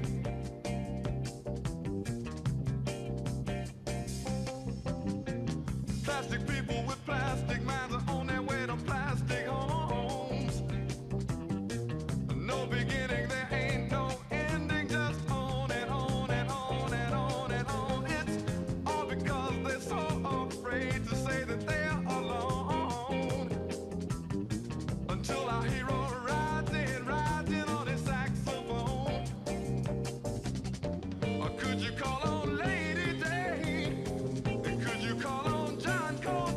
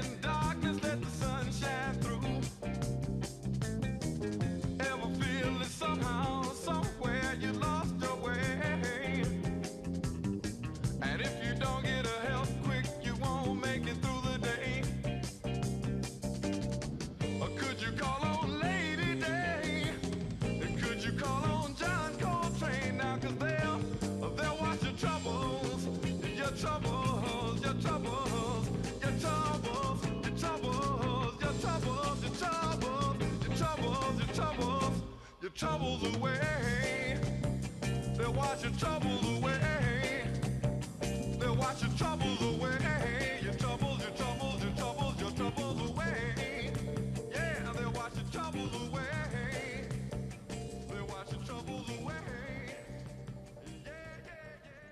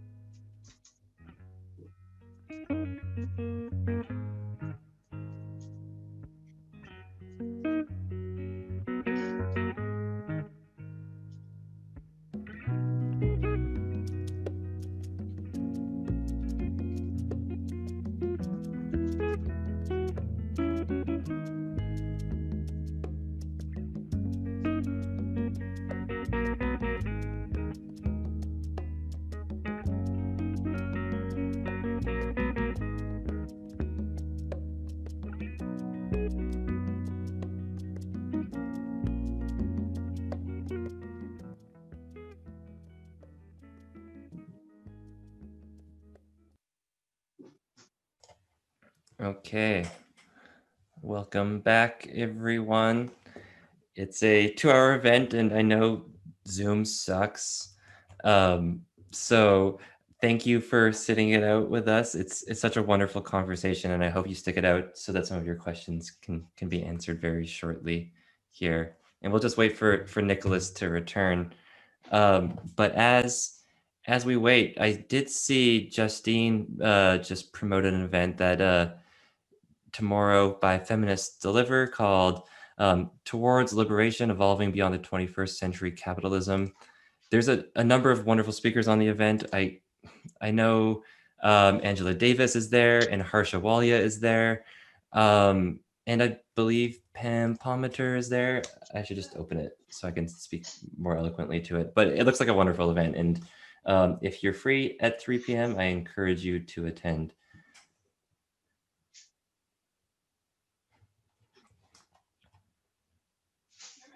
Erica Ifil as well, yes, and Angela Marie McDougall. Rhiannon Bennett. Thanks, Justine. Okay, yeah, I guess we'll just pass some time. Oh, here he is. Perfect. So let's get started here. I just have 2 questions, but I might actually even cut it down to 1. Just so we can have plenty of time for questions from the audience. And we have a few things to plug at the end as well. So, Nicolas, I'm going to start with you on this question because so much of what you said was like embodying so much of an amazing answer to this question already. So, at the heart of transformative justice is providing an alternative intervention to the police when harm is done. Accountability processes are one way of supporting survivors and those who have caused harm without resorting to punishment. How have you and how do you nurture accountability in your community? I find that the empowerment process works best when it's resourced by people who care, right? People with a preconceived notion of what it means to honestly accept someone, despite the activities they're involved in or whatever, right? And to be trauma informed beforehand really helps. And Canada is really waking up to that accountability issue. Like the understanding the era of the Indigenous, the residential schools and stuff. I mean, Canada didn't know about that. Any of us weren't taught about that growing up. Even like the Prime Minister was, when he at the TRC unveiling, he was like, my teacher got to the chapter on Native people and skipped over it and just said, this isn't very interesting, and skipped over it. And that's like a very sort of harsh reality that our nation has to wake up to. But I just realized I'm wearing my smile upside down. Oh my God. But for my own part, as an Indigenous person who's involved in, illegal activities with drugs and stuff, I've been very fortunate. I haven't seen a cop once here in the entire 15 years I've been doing drugs, but I hear nothing but stories of brutality by the cops and the criminal justice system, people getting, like ridiculous amounts of time for minor infractions and whatnot. And like the story with my baby's mama and stuff. And I'm very much in support of the decolonializing practices that Canada's, stepping up to their maturity in acknowledging their wrongs and stuff against the Indigenous people, against, racialized and marginalized people. And then I think it behooves us to acknowledge that at the same time, in our own respect, that to come to the table with maturity and, calmness, and realize that these are, you can treat them, this system basically like children that didn't understand, right? They were ignorant just the way we were ignorant of their system, how it worked and stuff. And just be willing to openly accept them and realize that we can move forward together, that the only way we can move forward is together. Especially in the COVID times now, it's like you said, it's that much more important for mutual beneficiary action to just get up and do it, right? To say this is good it's in my best interests, at even the subatomic level, for me to look out for you, because what happens to you happens to me. And there's no getting around that, right? That like what you said about the spiritual side of things, because here is a very spiritual place. I feel the energy here. I think it's because we're by the water. I didn't really feel it when I was in Calgary, but I feel it here now. And like the conductivity of water on spiritual energy, I think has something to do with it. And just all these crises coming together has sort of really accentuated the, this turning point that we're at, where we have to either work together or we're gonna, we'll fall into chaos. And I'm an anarchist too, but I'm like, I also don't want my son to have to, struggle his whole life to try and make $1 just to be able to, be happy and stuff. I mean, his name is money, for God's sakes, but I don't really buy the money concept anymore. I think that conceptualization of a way to, control the masses and stuff is really limited. And I'm way more attracted to the matriarchal system. I mean, I lost both my mothers, my biological and my adoptive, so I'm partial to matriarchal systems. I miss my mom, but I just really think there's a lot of wisdom and respect in those kinds of systems, and go figure that's how the systems were run here out in the West Coast for a long time, and they were perfectly holistic and functional, and we didn't have divisions based on ideals about the way people look or what they did or whatever. It was about your contribution to the community. And I do, I do a lot of work, like I have 4 different jobs, and all of them are giving back to the community, or progressive, and that they do things that have never been done before. And that's a great honor for me. But like I said, it's not about me getting to say stuff or whatever. My position is that I'm responsible to my community, because I'm just a recreational drug user.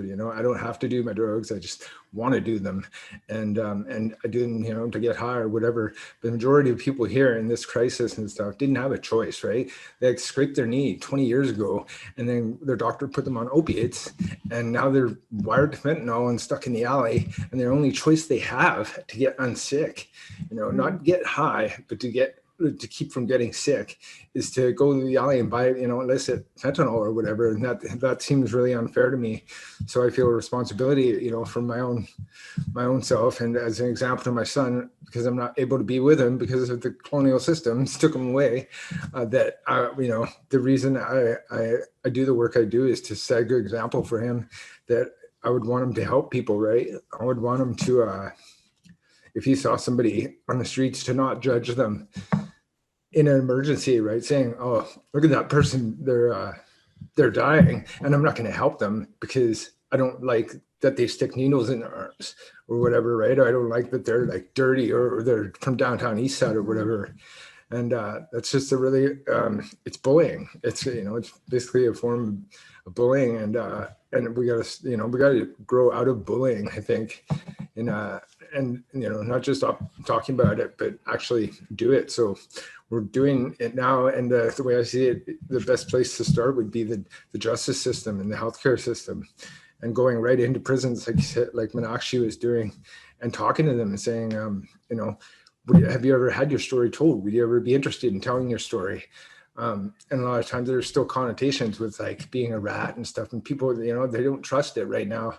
And it's going to take time, right? We're talking about a generation of Native people healing from 150 years of oppression under the residential school systems and the Indian Act, before we see any like reasonable change, right? And changing our kids in the mainstream system is going to take a while, right? We're starting from the elementary schools. You have to start as young as you can, making them understand that it's not right to judge people, that we don't have any place to judge what a person does with their body or their life, right?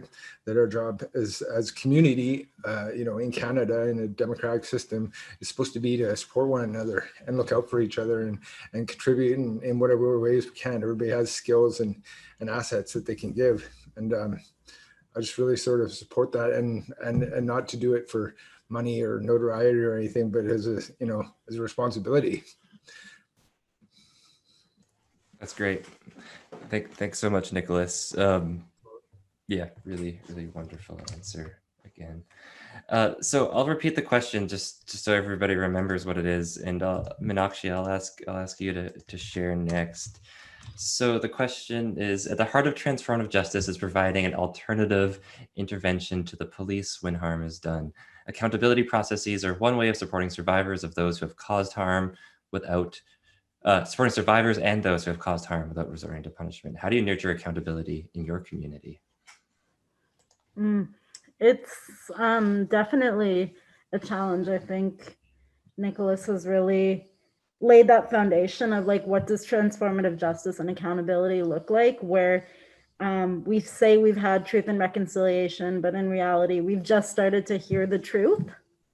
So like, this, the roots of accountability for settlers like myself, like, are growing in tainted ground in what is currently known as Canada.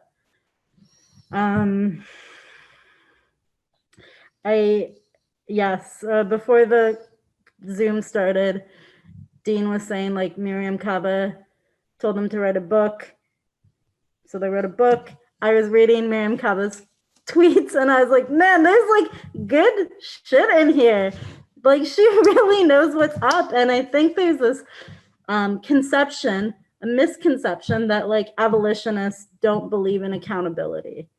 That basically it's like, open the doors and like, let's just have this really conservative idea of what anarchy is. And I think that nurturing transformative justice, accountability is also about like practices that we don't get taught, like boundaries and setting those in a good way, setting them in a way where you don't feel like you're informed by like a Protestant work ethic and like these Christian notions of guilt and charity and why you have to be a martyr. And I mean, like, it's like a muscle, right? I don't think anyone has it perfectly figured out.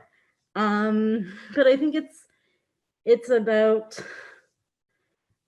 one, like learning to do those things within yourself around setting boundaries. And like, as I think about this as like an organizer, I'm like, there's so much work to be done right now, like an inordinate, almost at times inconceivable. When I look at the conditions of prisons, even like low stakes provincial prisons, the situation, and they're not low stakes, that's not true, but the situation is so bad. Literally, you could pick up any part of abolition work and drive yourself into the ground doing it. And I think it's also about like stepping back and looking at like, who are you doing this work for? And who are you doing it in service to? And also like the acknowledgement that like none of us is going to fix this thing alone. And that a lot of those like really harmful behaviors. And again, like, I'm not talking about this in terms of like physical harm. I'm thinking about it harm in the way that like probably a lot of us on this call do to each other, the ways that we demand perfection from each other when we're in spaces together.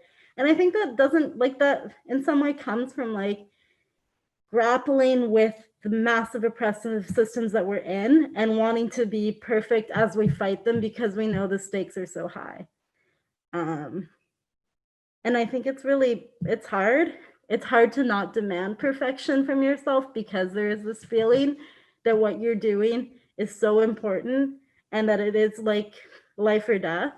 But again, being like, who is actually served by me being perfect besides myself and my notion of myself? And I mean, like, we really cannot transform the conditions of the world without really transforming how the conditions of the world have scaffolded our own approaches to it. But that's hard, right? Because it is a lot easier to yell at people on the internet than to like go deep and unpack who you are and why you are the way you are. And I think like it's also about like being frank that like we all have fragilities, right? And not in this like workbook way that we can like do a checklist and they'll go away, but in the way that like we are always bumping up against our own limitations, and that's a good thing. And like when our comrades challenge us and push us, we don't have to receive it in a way that's like, you're not perfect, therefore what you're doing sucks. It's like, hey, thank you for the offer and invitation to change how I'm doing things. And that is hard, right? I don't love the conceptualization of fragility because I think it has some limitations in terms of like changing systems of power, but I think it's very spot on when it comes to why we do the things we do or why we revert to reactions when presented with like information that challenges our concept of who we are. Amazing. Thank you. Thank you, Meenakshi. It reminds me of a book that's been circulating in my house by a Vancouver author, Turn This World Inside Out, The Emergence of Nurturance Culture. That author's on this call. Oh, amazing. Well, there we go. Wonderful. I'm happy. I'm happy to hear that. And I'm sure my roommates would also be really happy to hear that, who are also on this call. So Dean, to you, the question, just to repeat it once more, is at the heart of transformative justice is providing an alternative intervention to the police when harm is done. Accountability processes are one way of supporting survivors and those who have caused harm without resorting to punishment. How do you nurture accountability in your community? I just want to say this conversation is so amazing. I'm like so grateful to be talking to the three of you, and these questions are so good and you're all so smart and I'm learning so much. So thank you. Just really feeling it. Yeah, I mean, I just really want to go back to what Meenakshi just said about like how people think that abolitionists don't believe in accountability when like all abolition is about is actually building safety and accountability, because the systems we have now don't do that at all, right? Like I think of abolitionists being about supporting people who are experiencing harm, stopping the harm from keeping happening, like supporting people who've done harm to learn how not to do it again, and then having everybody in the community ask, how did the whole conditions of the community make this thing likely to happen? Like people didn't have what they needed, people weren't allowed to say no to things, whatever. People had bad ideas about gender, race, whatever. And the systems we have don't do any of that, and they actually are like systems that kidnap people and put them in cages and, deprive people of medicine and all this stuff. So it's like, it's all about accountability and safety, what abolition tries to build.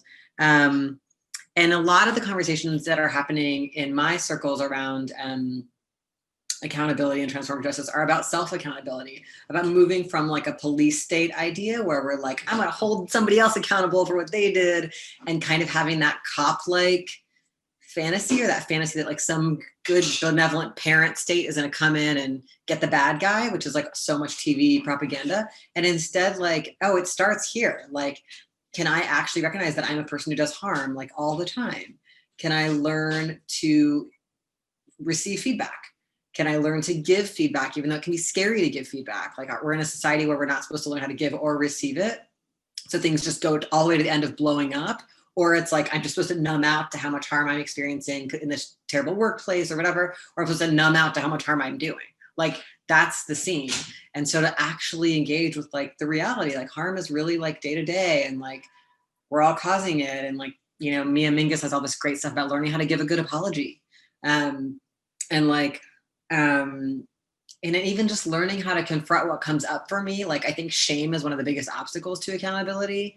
And so if I'm connected to someone and they say, this thing you've done, Dean, like hurt me or left me out, or like, do I go into just like, I'm the worst, I'm terrible, either internally or out loud, and that's not accountability? Like that's this other position that, or I'm inside terrified, but outside, it wasn't me, I didn't do it, I didn't mean it. Like, what are all these moves? And we all have our own settings that come from like the social positions we're in, the scripts we learned, the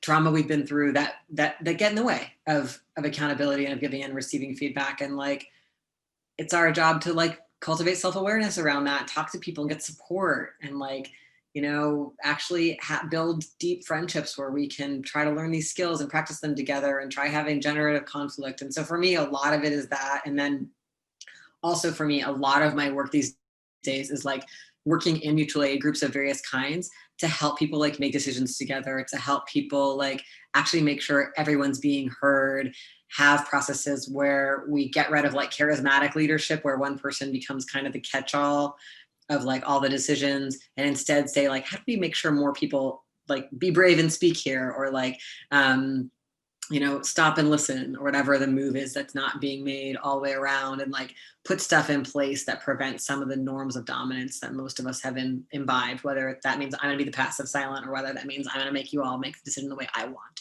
And how do we like have generative conflict in groups? Like, you know, if we do work we care about with other people, there will be conflict. Like it's not like it means something's going wrong, you know? It's just like, oh yeah, it's because I really love you in this work that I feel right now like I'm so upset with you and I can't stop thinking about it, I can't sleep, and I want to kick you out of the group. Like, can we normalize those reactions and then not have to do everything those reactions are telling us? And so a lot of my time is spent just working in groups that are struggling with all these questions. You know, one thing I've observed, I don't know if other people are observing this, but over time is like, most people who say they burnt out and left like activism or mutual aid or working groups, the burnout wasn't necessarily the volume of the work. It was actually the conflict going on in the work. Like it felt so bad. I got kicked out of something, or I wasn't listened to, or I had relentless experiences of racism or transphobia or ableism. Nobody would listen to me, whatever the thing. And I think like, yeah, like the burnout stuff, it's really about oftentimes that. And so it's like, yeah, I just see a lot of groups, like the biggest threat to our work is usually like conflict and like lack of having these self-accountability skills. You know, we have the problems of like government infiltration. We've got a lot of problems, but actually this is what's kind of tearing apart left movements and left organizations. I really want to recommend that book, Joyful Militancy. That was a book that I think came out of Canada that really influenced me. It's got a lot of good stuff about these topics. That was really useful to me a couple of years ago. I read that. But yeah, so I think like, for me, it's like the day-to-day practice of both trying to shift my skills away from the stuff I learned about how to feel shame and how to hide from accountability, and then also how to like support groups to create like an environment where we really want everyone's participation and where we think that nobody is disposable. Amazing. Sorry, I had one thought, Michael, and I think one also, yeah, Joyful Militancy. The authors of that are not on this call, but you can still read their book. I think like we're also engaging in platforms that are very harmful and don't actually build up these skills. And like I think there's amazing things about going online, about access, about how people have been able to participate in these conversations. Never thought I would be talking to Dean Spade in my life. But it's also like, we're now like, you know, just we engage through like the internet, through algorithms that are also like divorced from like our somatic realities, where we're doing all this incredible organizing in COVID times, but we're also not sharing space. And so I think like that, like this real shift to like online Zoom based kind of work, or maybe you're on Jitsi, like it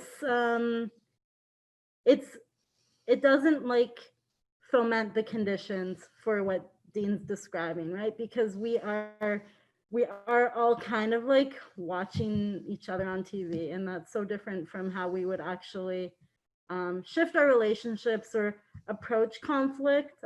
Call outs on the internet, like they're easy, and there are people to call out, 100%. But what does it look like in movement spaces? I really want to add to that because it's so important.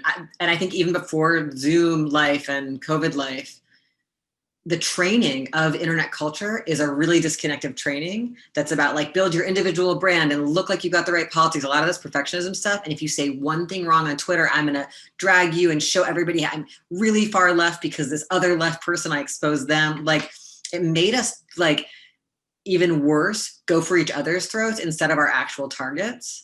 And so like the way that like if later on Nicolas and I disagree on something, or Meenakshi and I disagree on something, I hope we would like go to each other being like, we agree on a lot of things. So let's have a really cool conversation on what we disagree with, instead of like, I'm going to go straight for publicly decrying somebody who I actually share so much ground with. Like, I think that this perfectionism, and then also everyone's terrified of being called out, which really limits some of the spaces in which we could be building some of those feedback skills. So I just really appreciate that you said that. Like I've been reading like the pop psychology stuff about how the internet has impacted people's like depth of connection and other things. And a lot of it's got racism baked in or like other ableism baked in, but there's some aspects to that, that question about like how it benefits like the right wing and white supremacy for us to become more individualized and atomized and like thinking about our own brand and how it doesn't benefit our movements. Thank you. Thank you both for that. It makes me think about the university and the individualization of the university. But that's a whole other webinar for a different day, if there's funding for it, perhaps. So just wanted to gut check with the two of you. We're running really low on time, but is there time for a few questions from the audience? Is that okay? Yeah, Meenakshi and Nicolas, you're okay to stay for an extra little bit? Okay, great. So I'll invite Sydney back on here. So Sydney, if you want to join us right now, and we'll read off 2 questions and then wrap things up as quick as we can. Hi, everyone. I just want to quickly thank everyone for speaking today to your experiences and for your honesty and vulnerability throughout this conversation. Your insights have been so powerful to me. And I also really appreciate Dean, you for posting in the chat so many resources, and for Nicolas and Meenakshi for sharing the projects that you've been involved in. I think that's been really helpful to kind of ground the conversations in real action and in kind of some tools and resources. So we'll begin with participant questions. And right now on the Slido, the question with the most upvotes is, how do we leverage life in a capitalist system, needing to find work to survive, and building power with mutual aid and not relying on colonial systems? So I'll post that into the chat. And I will ask Dean, maybe can you start us off on the question?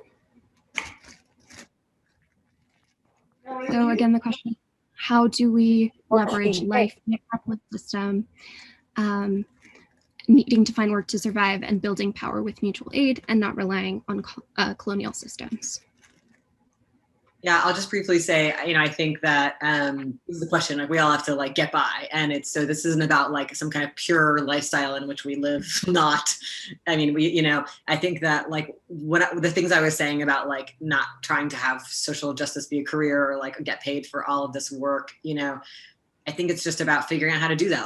Like I think one thing a lot of people I know do who want to dedicate their lives to transformative work, including like art and things that are often like really hard to get paid for, is they try to figure out how to live cheaply so that they can have the most or find work they can do the least number of hours. This is just, and some people instead are like, have a really intense job, like they're an emergency room nurse, and they are finding ways to also do interventions in that space, or a school teacher, and I just think everyone's trying to struggle with that. But I think the things we do know is like when we collectivize food systems or housing or transportation, like that stuff, we're encouraged to all want like our own apartment with our own car and our own, like the consumer society is trying to move us away from, trying to make us more and more dependent on, being trapped in their wage economy. And so I think that some of the creative things people are doing in a lot of places, ranging from like, it's fun to study like squatting and land projects. It's fun to study like people doing stuff to make sure food gets distributed in ways in their community, or childcare collectives, like all of these different mutual aid projects that in some ways can sometimes give people a little more flexibility. And then the other thing is just like making sure people who have extra give it away, and like figuring out ways to do that in our communities. Like people stop hoarding wealth. Like nobody should own more than one space to live in. Nobody should be investing in extractive economies. Like how do we, I think it's actually really useful when people who have wealth put pressure on each other to do that. And there's some interesting projects, people doing that. But also just in the day-to-day, like how do we share as much as possible and like move away from like the kind of moralisms. Like I really appreciate the stuff Nicolas is saying about the depth of people's judgment about people on the street and people who use drugs and people who are poor, and like how do we just totally move away from that and be like, yes, like we want to give everybody everything they need, and all the research that's ever been done shows that people are better off when they have the stuff they need. Like it's not about trying to make people do life in the way that like some person thinks is moral. So yeah, so I think in the day-to-day it's just like, yeah, we're just like beg, borrow, and steal to get by, hustle. People have a lot of different ways of doing it, and it's not turning towards the idea that like consumerism will make us happy, or that social justice is a career that should bring us like a certain kind of lifestyle. Like all of those things are just really traps for us, I think. Yeah, I really appreciate that answer about thinking about how we can move out of the kind of constructs of the systems that we are working in, and start to think more towards sharing, towards collaborating in our kind of everyday lives. I think there's a question about what does transformative justice look like in everyday life on the Slido, and I think that answer reflects part of that as well. So thank you for that. Nicolas, I'll turn to you. How do we leverage life in a capitalist system needing to survive and building power with mutual aid and not relying on colonial systems? I find in downtown Eastside being, we used to call it the poorest postal code in North America. So there's a lot of poverty here, and a lot of addiction and social ills and stuff. And for that reason, this neighborhood been one of the most heavily researched communities on the planet for the last 50 years. A lot of extractive, exploitive research done by academics, by industry and whatnot, that would come into our neighborhood and basically use peers from around the neighborhood that like, oh, you know something about this or whatever. I'm going to get you to do all my footwork and all my survey work and stuff like this. And I've seen this happen with my wife, and then not pay them or anything, get them doing hours of work for their, and then just take the data and go and put it behind a paywall, and it sits behind a paywall. And then they go off and have a nice life with their PhD and don't ever come back, don't share the research, don't change anything around here. And that went on like that for a long time. And nobody, I wasn't even aware of it until Scott pointed out to me, Scott Neufeld, Research 101. And that's what we talked about, was how do we change this? Because research plays a fundamental part in developing a new system, in developing anything, right? Is the research and development stage. So if we start there, to me, it just made sense that why don't we have, at the universities, they have research ethics boards. Sorry, I'm going to take this off. They have the research ethics boards where the students, go and present their proposed research with humans or whatever, and they say, okay, this will be ethical. Yeah, I'm sure you'll do this, and it'll be all great. And then they go off and they do the research, and there's no follow-up because people don't get called on anything, and they can do whatever they want with the research, and they still get their degree or whatever, but they don't really have to change anything or whatever. They get an A on the paper, and that's all the accountability they have for that issue. And and it occurred to me, well, why don't we have our own body down here? Why doesn't a community have its own, group of people that looks out after this issue, right? And so that's what we're doing now, is forming a community research ethics workshop. We couldn't get the name board because it was already taken, CREB, and workshop works easier. It's like, collaborative effort. And we're developing it right now, and we've gotten support from both universities, and we've done 3 practice reviews we did Scott's dissertation in the storybook telling process, which they're calling truth telling, actually, as a process of acknowledging your own truth. And I can't wait till this gets off the ground, really. It's gathering steam now. But the process of us sitting down with this PhD student who was like so far removed from what we're used to down here, drugs and streets and stuff. I mean, to me, it's nothing, right? To like go and have to hustle for dope or whatever every day or whatever. And I accept that as part of my reality.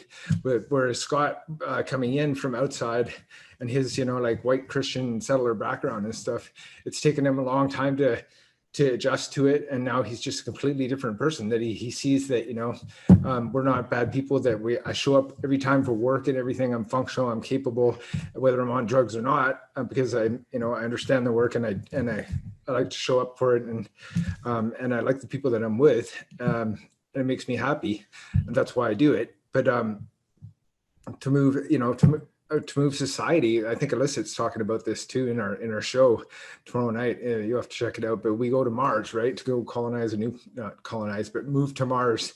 And we're asking these questions about what would it take to make a new society.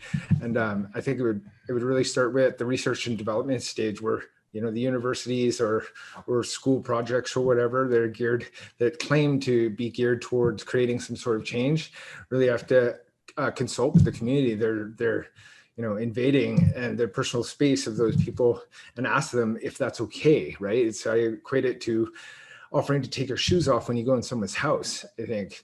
Or someone says that, don't read us the book we wrote, right? Why would I come into your house and start trying to tell you how things are going to be for you, right? And the same with spirituality or whatever. It's not my place to judge what you do with the body that God made for you, right? That's your own, personal choice. And that, yeah, it is directly tied to the interconnectedness of all humanity and stuff. But just, to let people have their acknowledgement of both, it'll take a while you have to do it gently, I guess. And that's what the crew is going to be about, doing it gently, giving other people a chance, right? Hope that answers your question. Yeah, thank you so much for sharing the work of that project, for calling out a very extractive system, and really showing the power of working with community, not just for community.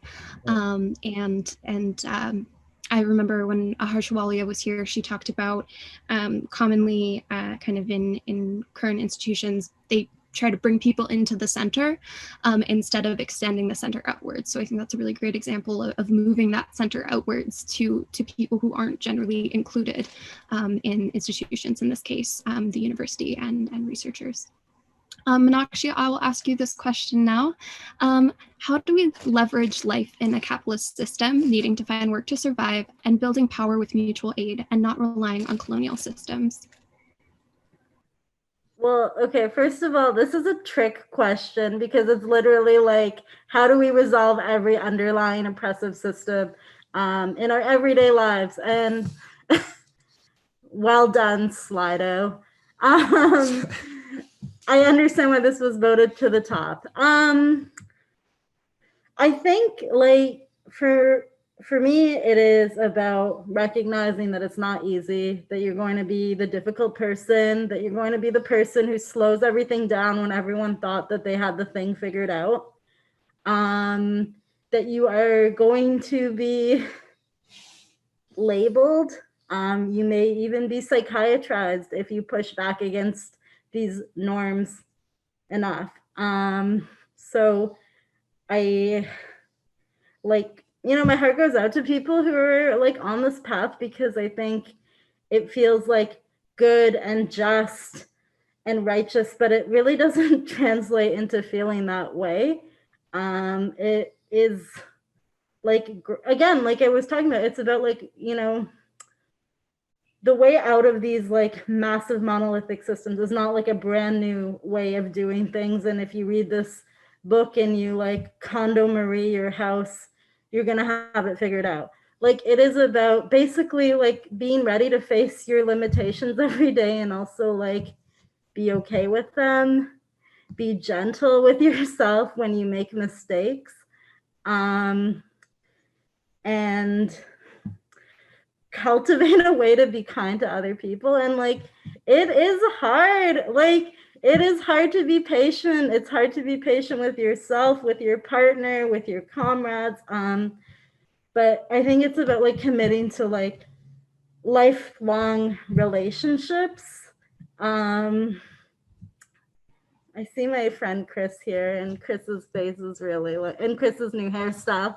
I think it's about like, you know, building relationships with the people in, yeah, that contrasting, that extractive, like you get their consent, you ask the questionnaire and you're done. It's like, okay, like I'm gonna like fight with you, like we're gonna know each other forever.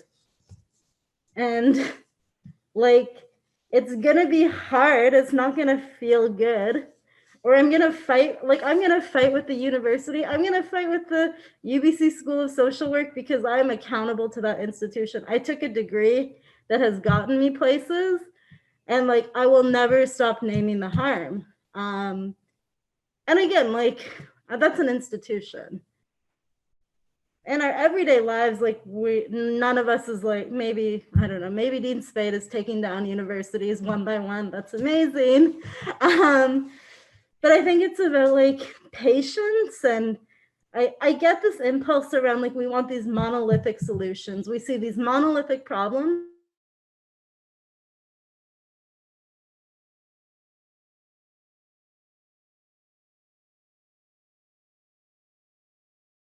and to me it is side. So yeah, if you live somewhere where there's an occupation, and if you live in North America, there is an occupation, you better be opening up your wallet and like giving what money you do have, especially if you're someone like myself who has a 9-to-5 job. And then, yeah, just kind of like sitting with like the benefits that you unfairly derived by virtue of how you were born and where you were born. And the fact that like you are in relationship with people in a forever kind of way. And it means like you don't just get to buy your way out of the guilt. Chris agrees, so that's good. Yeah, I think I agree as well. You raised so many amazing points, from the importance of kind of deep self-reflection in the process and being honest with yourself and how you're feeling and the privileges you hold, as well as the importance of relationship building. I know that's something in the series that we've talked a lot about, and especially kind of collectively held care models that exist through relationship building, which I heard you touch upon as well. So many great tips in your answer there. With that, as we are running short on time, I will turn things back to Michael to kind of close us out. But thank you everyone who asked questions. They were all fantastic. And hopefully you've gotten some of them answered throughout the session tonight. Thanks, Sydney. Yeah, and we will post a resource list of the 1,000,001 links that were sent in the chat, but also don't feel compelled to read them all. And you know, they'll be there, and they will continue to be there when you have time for them. So a few things, just some calls to action to wrap us up, because there are so many things that that mutual aid is supporting right now in Vancouver. So why don't I pass it off to Meenakshi again to talk quickly about, I'll share my screen for the mutual aid fundraising, but then also about the decriminalization campaign that Pivot is working on right now. Sure. So right now there is a call to action that you can find on Pivot's website and social media. We are calling for folks to put pressure on Vancouver City Council to seek a municipal exemption to the Controlled Drugs and Substances Act. So a form of de facto decrim in the absence of any federal or provincial government action. I put together a little bit of a list for folks because there are, I think at peak, there were like 116 people here. And that means that you folks could like really put a dent in some of these big fundraisers. And these are largely fundraisers that are not nonprofit led. They are like people who I follow on Instagram. Like they're in it. They're not getting big grants. So there's a list, and I believe Michael's going to send this out to folks. But yeah, if you happen to have a little bit extra cash, like there's a bunch of really great funds that are supporting Indigenous folks, Black folks, unhoused folks, some reoccupations of territory that may not necessarily be as high profile. Fundraiser that I'm supporting for my friend Tammy Starlight to help her get dental care. So yeah, please take note, pick one, give it some money. There's a QR code because I wanted to be fancy. Nice. And I'll send this out to everyone. Thanks for the QR code. Yeah, and to say that Jamira Lovegood is one of the organizers of Black and BC Community Support Fund, who was one of our first speakers. And again, just the get in where you fit in. Like not everybody has extra funds. If you can support in wealth redistribution, I encourage you to do that. But Camp KT, the camp in Strathcona Park, also they do like bi-monthly donation drives in my neighborhood actually. So they're always looking for like food supplies, blankets, hand warmers, things to get through a really cold, wet winter. So yeah, Jason, feel free to screenshot this page. Yeah. And follow what people are asking for. Don't just give them stuff when you're trying to clean out your apartment. That's a big piece of mutual aid. No one wants your old underwear. People need sleeping bags, sheltering gear, certain things. Don't use this as an opportunity to do your COVID clean out. Yeah, mutual aid is not Value Village, and nor will it ever be. Okay, and then one of the other calls to action was, here, I'll stop sharing the screen. Nicolas, I would love for you to just speak really briefly about the play that you recorded that's airing live tomorrow. Yeah, so Illicit is a social research project that was started 4 years ago, I think, by a expressive arts therapist named Kelty. Used to work at the Drug Users Resource Center that got closed, and all the funding got moved to another program that they saw more fitting. And a bunch of peers that work there got together to discuss the idea and kind of hash out some ideas about a performance piece that would honor the work, the work that was being done around harm reduction and fighting the crisis and meeting people where they're at. And so it's evolved from our funding went from 10,000 the first year to spend like almost a year together, put together this little piece, and then went out to 100,000 the next year. And we went on a 3-city tour to Victoria and Kamloops and whatnot. And then a couple of years after that, it's been different projects. So each year we do a different show. And I guess this year is going to be the last year that Kai is funding us. Community Action Initiative is funding this project regarding the crisis. But tomorrow night is their live stream of the show that we've recorded for this year. It's called Illicit in Space. And it's the storyline is that a bunch of downtown East Siders were handpicked by Elon Musk going there to go to space and help him recolonize Mars based on the fact that we're just good people down here, whatever, and that we're impervious to COVID, apparently.